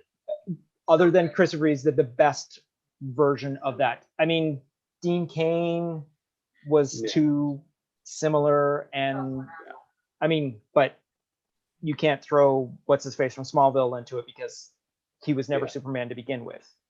But yeah, any of the other portrayals of Superman Clark Kent have the benchmark was set at the very first one, and it's okay. Sorry, Christopher Reeves is not the first actor to portray Superman, but it's the first mainstream movie though. the first mainstream movie, exactly, the first one to hit mainstream, and him and Clark, his Clark, and it is definitely two different actors. It's two different actors doing that role. Yeah. When we get around to Henry Cavill doing it, I liked his. I do enjoy his Superman. Well, he seems a little too. He's too pouty in the movie, but again, too I pouty. said that in the previous podcast when he's interviewing those kids. Yeah. Like that's the Superman that I want to see. It's too bad it wasn't in the movie, but that was perfect. Yes. But the more approachable, the more. Yes, exactly. Smiling, having fun, Yes. playful. Yeah, the parts that I had problems with in Batman versus Superman, I mean, a huge list of them. There was a lot of things. I do like the concept of, Batman using a gaseous form of kryptonite to kind of slow Superman down to at least a level where in his battle suit they could, he could take him on, and having his kryptonite spear, having Amy Adams dive for the spear. And then the whole Martha thing was just like, right at the Martha thing, I was like, do I really need to stay for the rest of this? That's where I turned it off. Yeah. And then with, as I said, the amazing colossal turd monster, when he shows up, it was just like, oh god, it honestly, it was like you could see where the comic book influences were coming from to try to clump them together. They weren't well patched into a cohesive story. And that worked against the series because they picked some phenomenal stories to draw from, but they never figured out a way to stitch those sequences together. If they had stuck to one at a time, if they had done the Dark Knight Returns, or I mean, I was waiting to see Death of Superman, Batman in the power armor jack into the city power grid. Yes, to pop him up enough to even take on a weakened Superman. That would have been great. But I think when they were just like, oh yeah, hell, and we're gonna throw Doomsday in there too. Yeah. Why? Well, I mean, it's not Batman versus Superman versus Doomsday versus Wonder Woman. It'd be a long title. But it was just, it just, and then again, I think whoever said, it'd be a great way to, stop them from fighting, Martha. I think at that point, someone should have just right off the top of the building, bye, no, we're going to come up with a better idea because that just sucks. But they didn't. Bertha? Did you say Bertha? No, I said Martha. Martha. why'd you say that name? It was just one of those moments you're like, what the fuck? Yeah. And then kind of a callback to Justice League. So in Batman versus Superman, Batman asks Superman, do you bleed? And then Snyder has gone on record saying that Whedon's, his Justice League, when Superman says it back to Batman, can you bleed? And then he's like, he cut that on it because it made no sense. Well, it was a callback to the movie you made, numbnuts. The problem is, you've got Man of Steel, Batman versus Superman, and then Justice League. And again, it's the curse of a trilogy movie. The second movie is always the weakest. And with the exception of Empire Strikes Back. I said, with the exception of Empire. In this case, it's not just having the second movie is the weakest of the three movies. It's just, again, it's just trying to rip a bunch of storylines from existing material, slamming it all together, throwing some really shitty spackle over and going, hey, it's a movie. That's what it felt That's how they were trying to build a franchise. They had not just build a franchise, but saying, hey, we got all these different sources. Let's use all of them. I think also at some point, someone should have said to Snyder, Jesse Eisenberg does not make a good Lex Luthor. There's a couple other people you could pick. He just doesn't come across as intelligent or menacing or dangerous. Get in there, Kevin. I know you want to say something. Yeah, come on, Gavin. I can see you twitching. No, this is like DC suffered from some pretty big mistakes in this whole process. The big one is basically they were sitting in the sidelines watching Marvel just rake in like moneymaker after moneymaker after moneymaker, and all they could think of is, oh shit, we got to do an Avengers. Yeah. And they pretty much had 2 movies to try to gear up for Justice League. And it just wasn't enough time to create likable characters that you could feel something for. I mean, Henry Cavill's Superman, I didn't feel anything really for him. He was just a god that, whatever happens around him. Yeah. Like he was Omni-Man, basically. Maybe not quite as unpurposefully. He was getting there though. Yeah, he's close. Oh, I mean, like next. Like going, like getting busted through buildings in Metropolis, and like how many casualties would have happened in that? I mean, hundreds, thousands, hundreds of thousands. I think Robert Kirkman showed us that. Exactly, and this is what that's really what would happen. Like the Superman that we grew up on, he would have flung him into the Sahara Desert. Zod would have found himself on the moon going, wait, what the fuck just happened? And Superman would have beat the shit out of him. Sorry, choking on my own spittle here. The other thing too, though, when nerds get feisty. The other thing is DC apparently had this stupid no jokes policy. No jokes. It's all serious. Dark. It's like, I'm sorry, when has that ever worked out? I mean, Marvel knows when to throw a joke in, make you laugh, and then move on to a serious topic. Just a little bit of levity doesn't hurt. And they have finally backtracked a bit on that with Justice League. Like God help me, it was a terrible, terrible movie. Terrible. But there was a joke or two in there. It's like, wait, Batman said that? That's actually kind of funny. Okay, and maybe laughing 3 times during the movie doesn't count as actually really enjoying it, but whatever.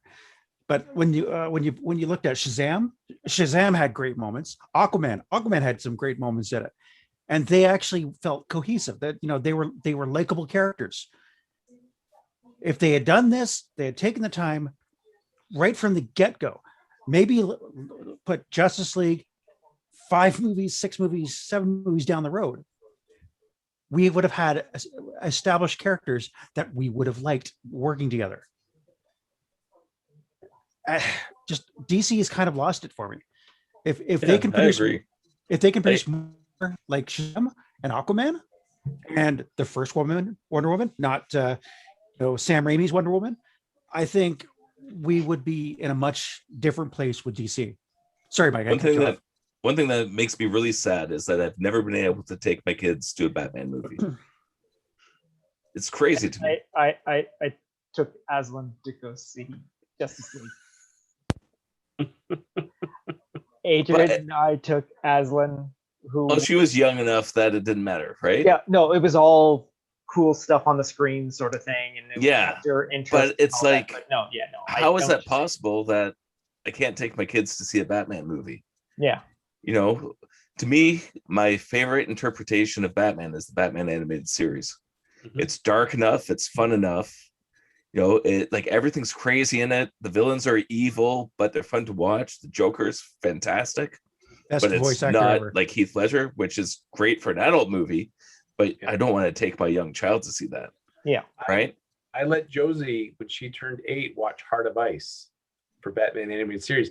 And at the end of the episode, she had a tear running down her cheek, and she's like, what happens next? And so now she wants to watch the entire animated series. And I'm like, yes, absolutely, yes. Yeah, when the boys so wanted much more to show you, kid. I'm like, we're going to go to Batman animated series, and then to Superman the animated series, and then we'll go to Justice League, and we got you from now to 13.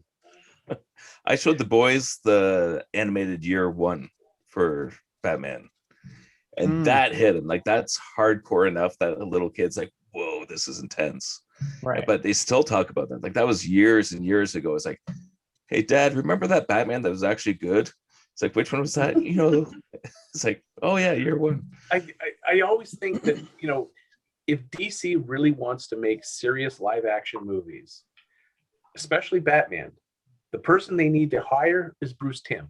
Yes. Oh, no doubt about it. If you're going to do, he's proven he can take the Batman character and tell a convincing story and tell it well.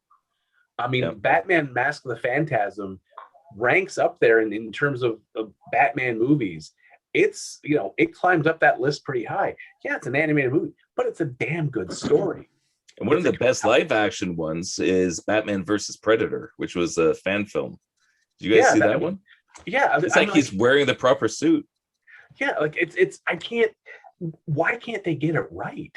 Yeah. I mean, they can do the animated films and do them well, but it's the second they're like, oh, we're going to use live action, it's just one F up after the other. It's like, and the new instead of having like hit after hit after hit, maybe the occasional misstep, it's misstep. Oh, look, we got one. Misstep. Yeah, but I saw the production photos for that new film that's coming out for Batman, and it just doesn't do it for me. Like, I've already tapped out of that one. Yeah, the Pattinson one. I'm maybe if someone else pays for it, I'll go see it. But at this point, I have no interest in seeing it. I really don't. The other thing too with though is like DC is just decided, well, this Superman is from universe A, that Batman is from universe B, that Flash, he's from universe 7. Like, 7. Wait, what? Yeah, no, you're right. Like, you're right. You're totally right with that. Yeah. And then, not to mention, so we've now seen the Snyderverse movies. Now we've got Patterson, just completely separate from the Snyderverse movies. And what if the average movie viewer is going to realize that this is what's happening? Is he like a young Ben Affleck, or is just like, I don't know what's going on. I don't recognize anyone in this from the previous movies that I had to sit through. Yeah. So is that true? Michael Keaton's coming back for the Flash? The Flash movie. He is coming back for the Flash movie, which is going to be a multiverse sort of Flash running through the different multiverses. So yeah. And it's going to be Ezra Miller. So it's the Justice League Flash going. Now, I will say that DC is acknowledging their TV shows as part of because they had Ezra Miller as Flash show up in the Flash TV show. I'm sure it was a little quick cameo, but it happened. Under a lot of protest too. That was something that they barely, because at one point the Warner Brothers wanted the television series to be completely different from the movie series. Hence the reason why they killed off one character in a TV series so that he could appear as a different actor in the movie. And that would be, what's his face? Will Smith's character of... Deadshot. Yeah, Deadshot. They killed off Deadshot in the Arrowverse so that Will Smith could play him in Suicide Squad because they felt that there would be too much confusion for two different actors to be playing the same role, so they had kept the two different. So when Ezra Miller did do his cameo on The Flash, a reason why it was less than 40 seconds long is the fact that they don't want to acknowledge that either exists. Mm-hmm. So, But I mean, at least they tried. Yeah. But in comparison to the other film that we're comparing it to, the Marvel Cinematic Universe it's a juggernaut. I mean, that thing's it's making money at stupid levels, and I can see why other companies are trying to set up movie universes, like DC's trying to set up their new universe. Universal tried to set up their dark universe and tripped, and they didn't just fail out of the gates, they ran backwards. Someone said go, and they're like, that way, okay. But yeah, I can see why different movie franchises, they're trying to set themselves up to be a juggernaut like this, because every time Marvel slaps their name on a movie that hits the theater, as you said, Troy, on this list there's only 3 that haven't made $1 billion. That's a pretty good track record to follow. Yeah. Well, the other thing too is with Marvel movies, you just by virtue of every movie that's existed before it, the characters. Robert Downey Jr. as Iron Man is going to basically make smart ass comments while snacking on things. That Jeremy Renner is going to somehow shoot the bad guy in the face and somehow hit his weak point, despite having absolutely no superhuman powers. It's just you know the characters in it. Plus, also, I think the one thing that Marvel does have over pretty much anyone else that's trying to build their own cinematic universe is they had one person who's been in charge of pretty much everything from the get-go. Now, and he's been doing a good job. And he's been doing a fantastic job. Yeah, that's the reason why he's been doing it for the past 10, what are we at, 12 years now? Yeah, Feige has done a fantastic job. He 14 was, years. Sorry? 14 years. 14 years, yeah. So he's been doing a fantastic job. And that's the way you've got to do it. You've got to have one person at the top that knows what's going on, that knows what's happening at every single step, from step A to B to C to D to movie 1, 2, 3, 4, 10, 15 and all that. And flexible too. Yes. That's a huge point right there. For sure. Knowing that Robert Downey Jr. wanted to quit after Endgame, great. We can work that. We can work with that. He's adaptable. He's flexible. He knows how to fit something in and still keep together that you just got to root for. Right. It's like, hey, we got an idea for Thor 3. Huh.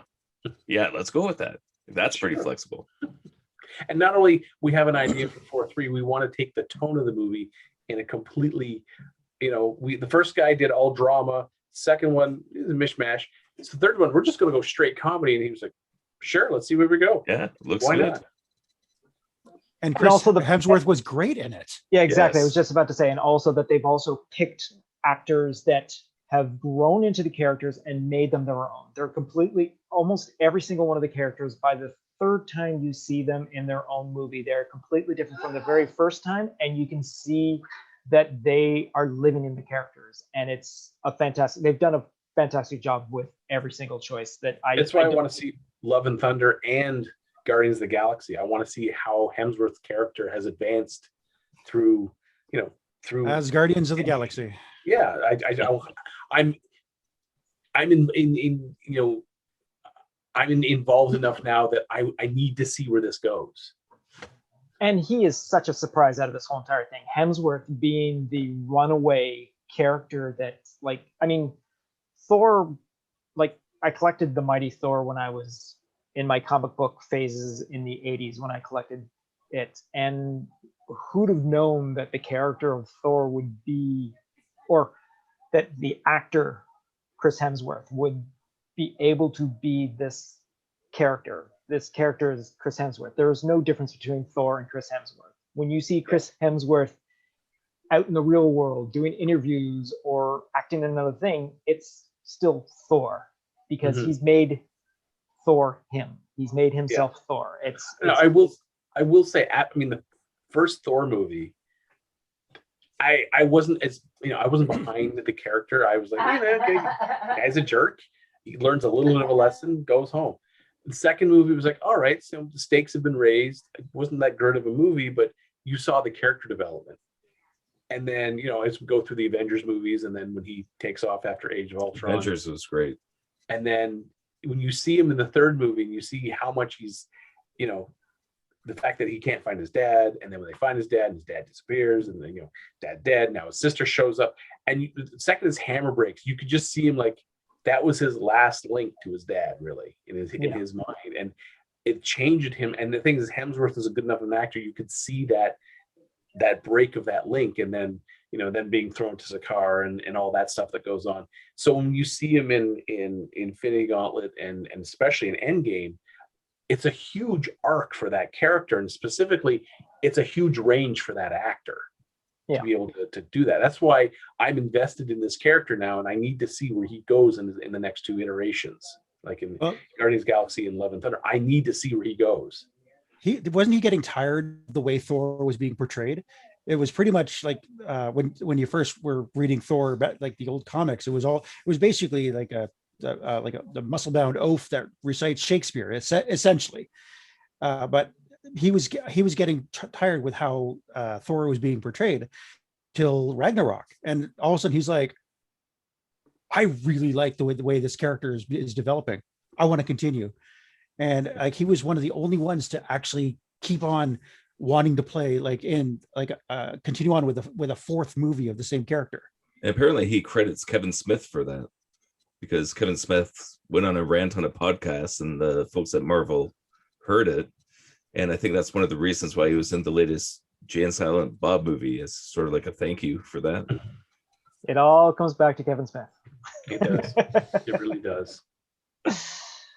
But anyways, so again, in comparison between Batman v Superman, Dawn of Justice, and Avengers Endgame, it is basically what it is. It is night and day. Friggin' Batman versus Superman is total night, because you can't see a damn thing. It is such a dark movie. And the fact that even when you watch it in 3D, you're watching it even darker, because the polarized lenses making it even darker to see. You can't see a lot of, everything is one tone. It's just bland. You're kind of thankful that kryptonite rock glows, so you get a little bit of like shadow thrown into sequences and all that, but it's a lot of, the fight between Superman and Batman is cool if it were just two characters that we had nothing to know about. I mean, that fight where it throws each other through the windows, and yes, using that gas pellet to disperse kryptonite in Superman's face that makes him weak for a little while and then fights back and whatnot, is kind of cool. But in comparison to a completely digital fight sequence, the Wakanda, where are they? What's the planet that they're on at the end of Endgame? Anyways, when I think that's Earth. Oh, they're back on Freedom. Yeah. Sorry, they're in upstate New York. I'm sorry, they are in upstate. It's been New York. completely Yes. annihilated, and there's lots of Yeah. portals, Yeah, but they're in yes. upstate Exactly. New York. Yeah. Not far Sorry. from here. That sequence, while again is dark, it is so full of light. It is so, because of course you've got the overcast and battles going on around, but you can still make out your characters. You can still see that everyone, and even the new characters that you've just been introduced to, are intertwined so beautifully into the story. Like the handoff of the gauntlet sequence, I think, is really cool. I think the all-female Adventures glory shot is a little too over the top on the head sort of sequence, but that's a minor thing. I mean, Even I gave that a pass. I was like, oh, Exactly. are we really doing this? Although I did like the fact that what's her name, Wasp, Yes. when you see her when she's getting ready, when she twists her wrist, you can see the lights go from like just a single row of lights, and it lights up the whole wrist. She basically goes from regular power to maximum power for that little girl fight. Yeah. So you can see, like, each character is preparing in their way to, because they know they gotta punch a hole. There was little tricks like that to me made Endgame more enjoyable. I mean, yeah, it was long. It was a bladder burster. But there was little things in that movie that just tiny, like when all the portals start opening up, it was a tiny portal that opened up for her to come out.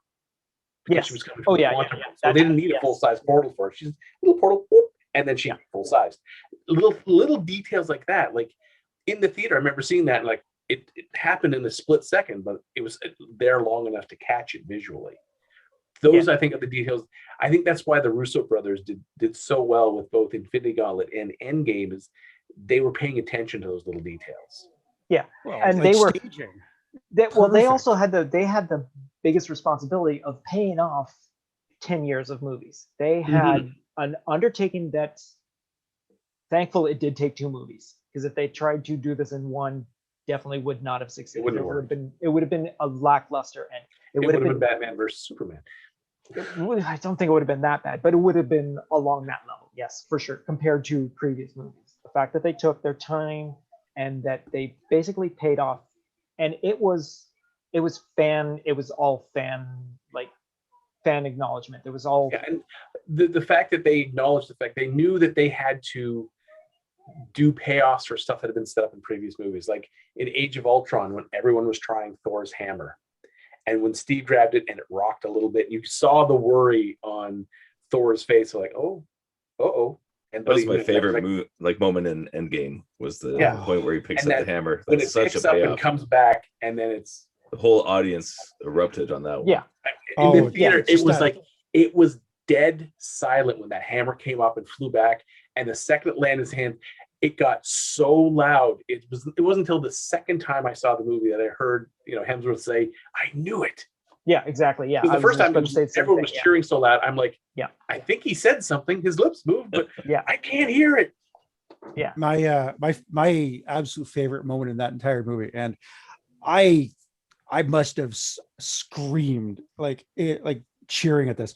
It's like you see, Captain America beaten down, shield in pieces, and he still gets back up.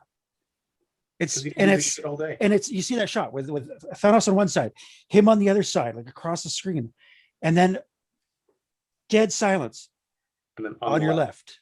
Yeah, and then portals, and one thing I felt that it was almost like a fan service. The thing that was missing was in the final fight with Thor and Cap and Iron Man versus Thanos. I was just waiting for Tony to turn to Cap and say, "Tap your star," and then tap it, and then the nanotech changes his suit. Just something like that, that's something that Tony had done on the side, because he showed in Infinity Gauntlet that he had switched to using nanotech to create his Iron Man suit. It wouldn't have been that hard for him to change the star on Cap's suit to have the same technology. Oh, I see what you're getting at. I got you. That's the ongoing joke you always see online. It's like, yeah, he builds a robot suit for Spider-Man who's already super strength and has spider sense, but he lets Hawkeye run around with a bow and arrow still. Yes, dude, you could have. Yeah, so I was kind of waiting for that moment for him to just say, "Tap the star, Cap," and and then you see his suit change, so it's almost like a modified power armor for Cap to use to bring him up to a level to fight Thanos. And then have at it. And then when he gets the hammer, now he's got the shield of Captain America, he's got the armor of Iron Man, and now he's got the hammer of Thor. He's basically the 3-in-1, and that's when he can fight Thanos basically almost to a standstill. And then sure, he can get the crap kicked out of him, maybe even gets a good chunk of the armor taken away, and so it's not as strong as it was, or is that. But I was just waiting for that moment, sort of thing. Just because there was that moment in, I think it's Infinity Gauntlet, where he hands him back the shield. No, it's Endgame. He hands him the shield and says, "Don't, you keep, don't lose it this time. Yep. And that's like, okay, but does he do an upgrade to his uniform? And that's, I was like, in the back of my mind, I'm like, he's got to do it. He's got to do something. And the star was always there. And in that scene, the star was very clean looking compared to the rest of his uniform. It was before it got all muddy. So I was thinking, he's got to do it. He's got to do it. And he didn't. I was just like, oh, that was a wasted moment. So yeah, that was my little side note. But I mean, other than that, they had payoff moments. The Russo brothers they had payoff moments, but they pulled them from the origin of the payoff moment from a different movie. So like, him getting the hammer, things like that, or On Your Left. If you hadn't seen, The Winter Soldier, you wouldn't understand what On the Left means. You'd have been like, what's that supposed to mean? But if everyone obviously saw Winter Soldier, when you heard On Your Left, you're like, ooh. Those were that Marcus and McFeely, the writers on that, were right in it from the start with the first Captain America movie. So the fact that they were on this journey right from the beginning and we were able to pay everything off at the end, that really shows in the everyone script. is like James was advising on how to use the Guardians of the Galaxy in the Avengers game, like Endgame and Infinity War. Yeah. So it's setting up the payoff in the earlier movies and then seeing that payoff, especially in the final movie. Those were big moments. One of my favorite moments, in as far as what you were saying, Gavin, is that I guess Star-Lord originally wasn't going to shoot Gamora in Infinity War, but James Gunn said no, he would do it, and Chris Pratt said, oh no, he would do it. It's like, okay, we better change the script, and then we got the bubble gun. Which was I just kind of want to know, did the prop actually shoot bubbles, or did they have to CG him? I hope if it was CG, it was amazing, but if it was a real one, it's beautiful. I don't think it would have been. I don't believe the bubbles would have been as perfect as it was. I gotta believe it was a fake. They're fake bubbles. If it does shoot bubbles, I want it. I want for sure. I want the bubble elemental blaster. There's your excuse. There it is. If it was an actual real effect, they would have marketed a bubble blowing gun. They did not, so I'm going to say it's CG bubbles in that sequence. Well, the problem that is, you'll notice there's less and less bubble guns on the market because of the whole putting guns in the hands of kids. Blah blah blah. No, the thing is my kids love bubbles. I mean, I buy bubble wands by the hundreds every summer. Yeah. It feels like finding a bubble gun is so hard, especially down here in the US. Even if it's like some fantastic goofy shape, finding a bubble gun. Of course, yes. You're in the States. Of course, it would be difficult to find that sort of extremely hard to find, especially, if you had a Guardians of the Galaxy elemental blaster that's a bubble gun, because it looks more like a gun, it'd be even harder for them to sell. Even though it doesn't look like a real gun, it just, guns down here, like toy guns, are not easy to find. So I could see why they were like, let's not go down that road, because I'm sure there's going to be a couple of parent groups, up in arms about us trying to sell guns to kids. So that's why they probably, if they made it, they never marketed it. But if that gun is if that is a working prop bubble gun, man, I want that thing. Yeah. One thing I also want to point out is, while we have been talking about it, the big difference between these two games, Endgame and Dawn of Justice, is that Endgame has put you on an emotional roller coaster. Whether or not you cried at the beginning when Hawkeye's family disappeared on him, as the cold open to this movie. You've just exited another movie where you've lost Peter Parker to one of the saddest sequences ever, and now you're dealing with Hawkeye doing the exact same thing. Jeremy Renner, I think, does a phenomenal role of this. He is completely falls apart in this. And then you go through the highs and highs. You get Lang back in it, like coming out of the quantum universe because of a rat that apparently saves the universe. 5 years later. Yeah, 5 years later. Yeah, exactly. 5 years later. The whole entire what the world looks like now. It's and it goes up and down and up and down.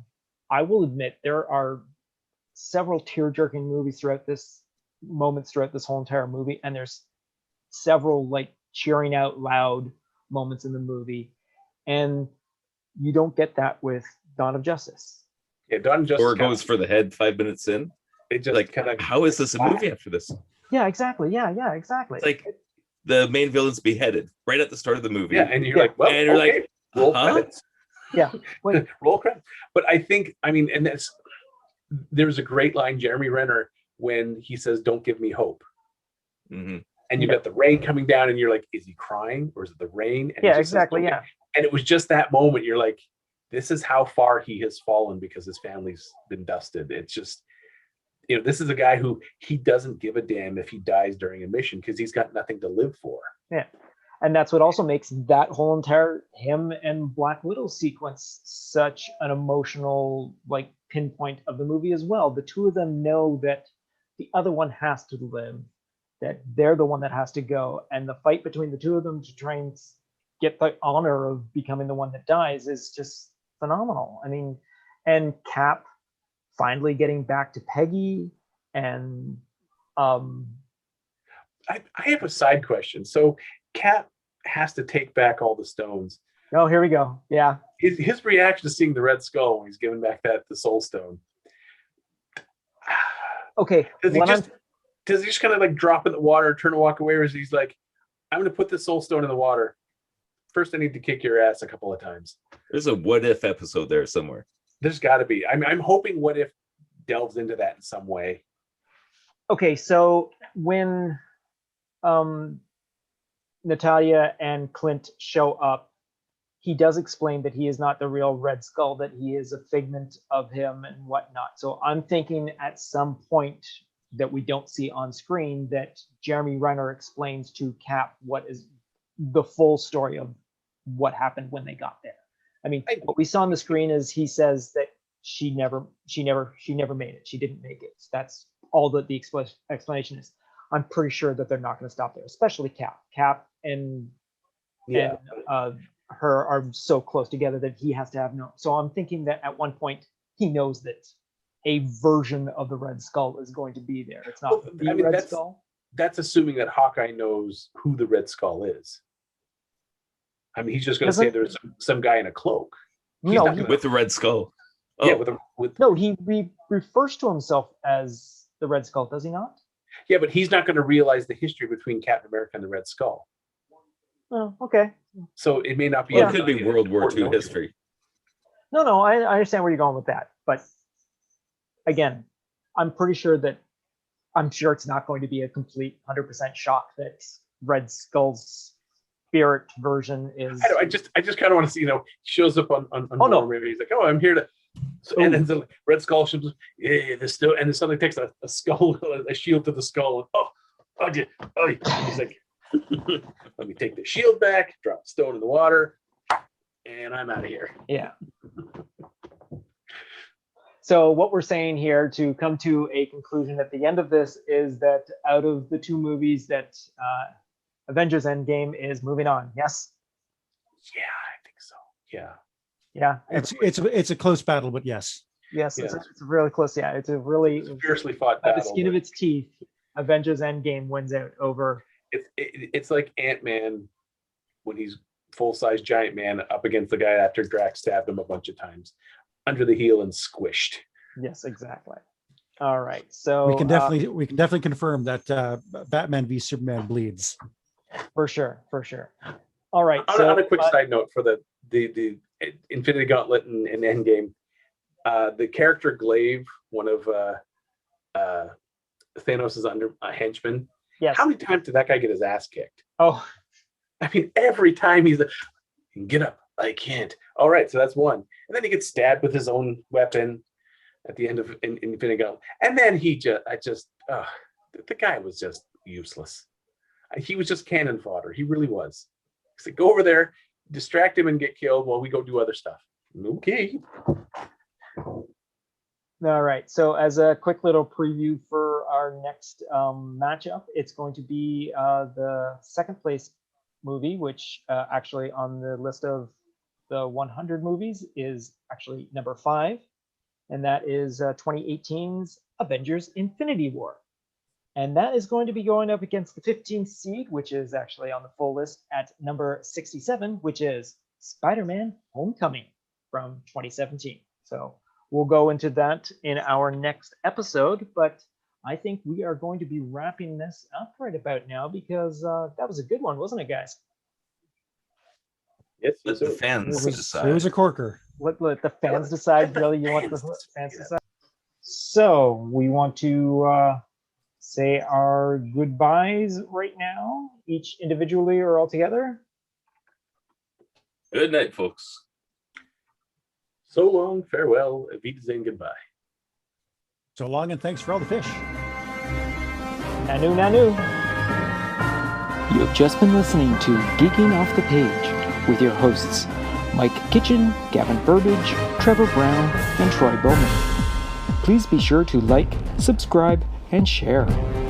Also, if you could leave us a rating and comment, that would assist in allowing others to find this podcast more easily. You can follow the podcast on the following social platforms: Instagram and Twitter, search for @PlanetGeekPod, all one word. On Facebook, search for Planet Geek Productions. Or you can send us an email to planetgeekpod@gmail.com. Buy the guys a coffee by going to Ko-Fi, ko-fi.com/PlanetGeekPod. And know that any and all donations will go towards improving all current and future Planet Geek Productions programs. Thank you for listening.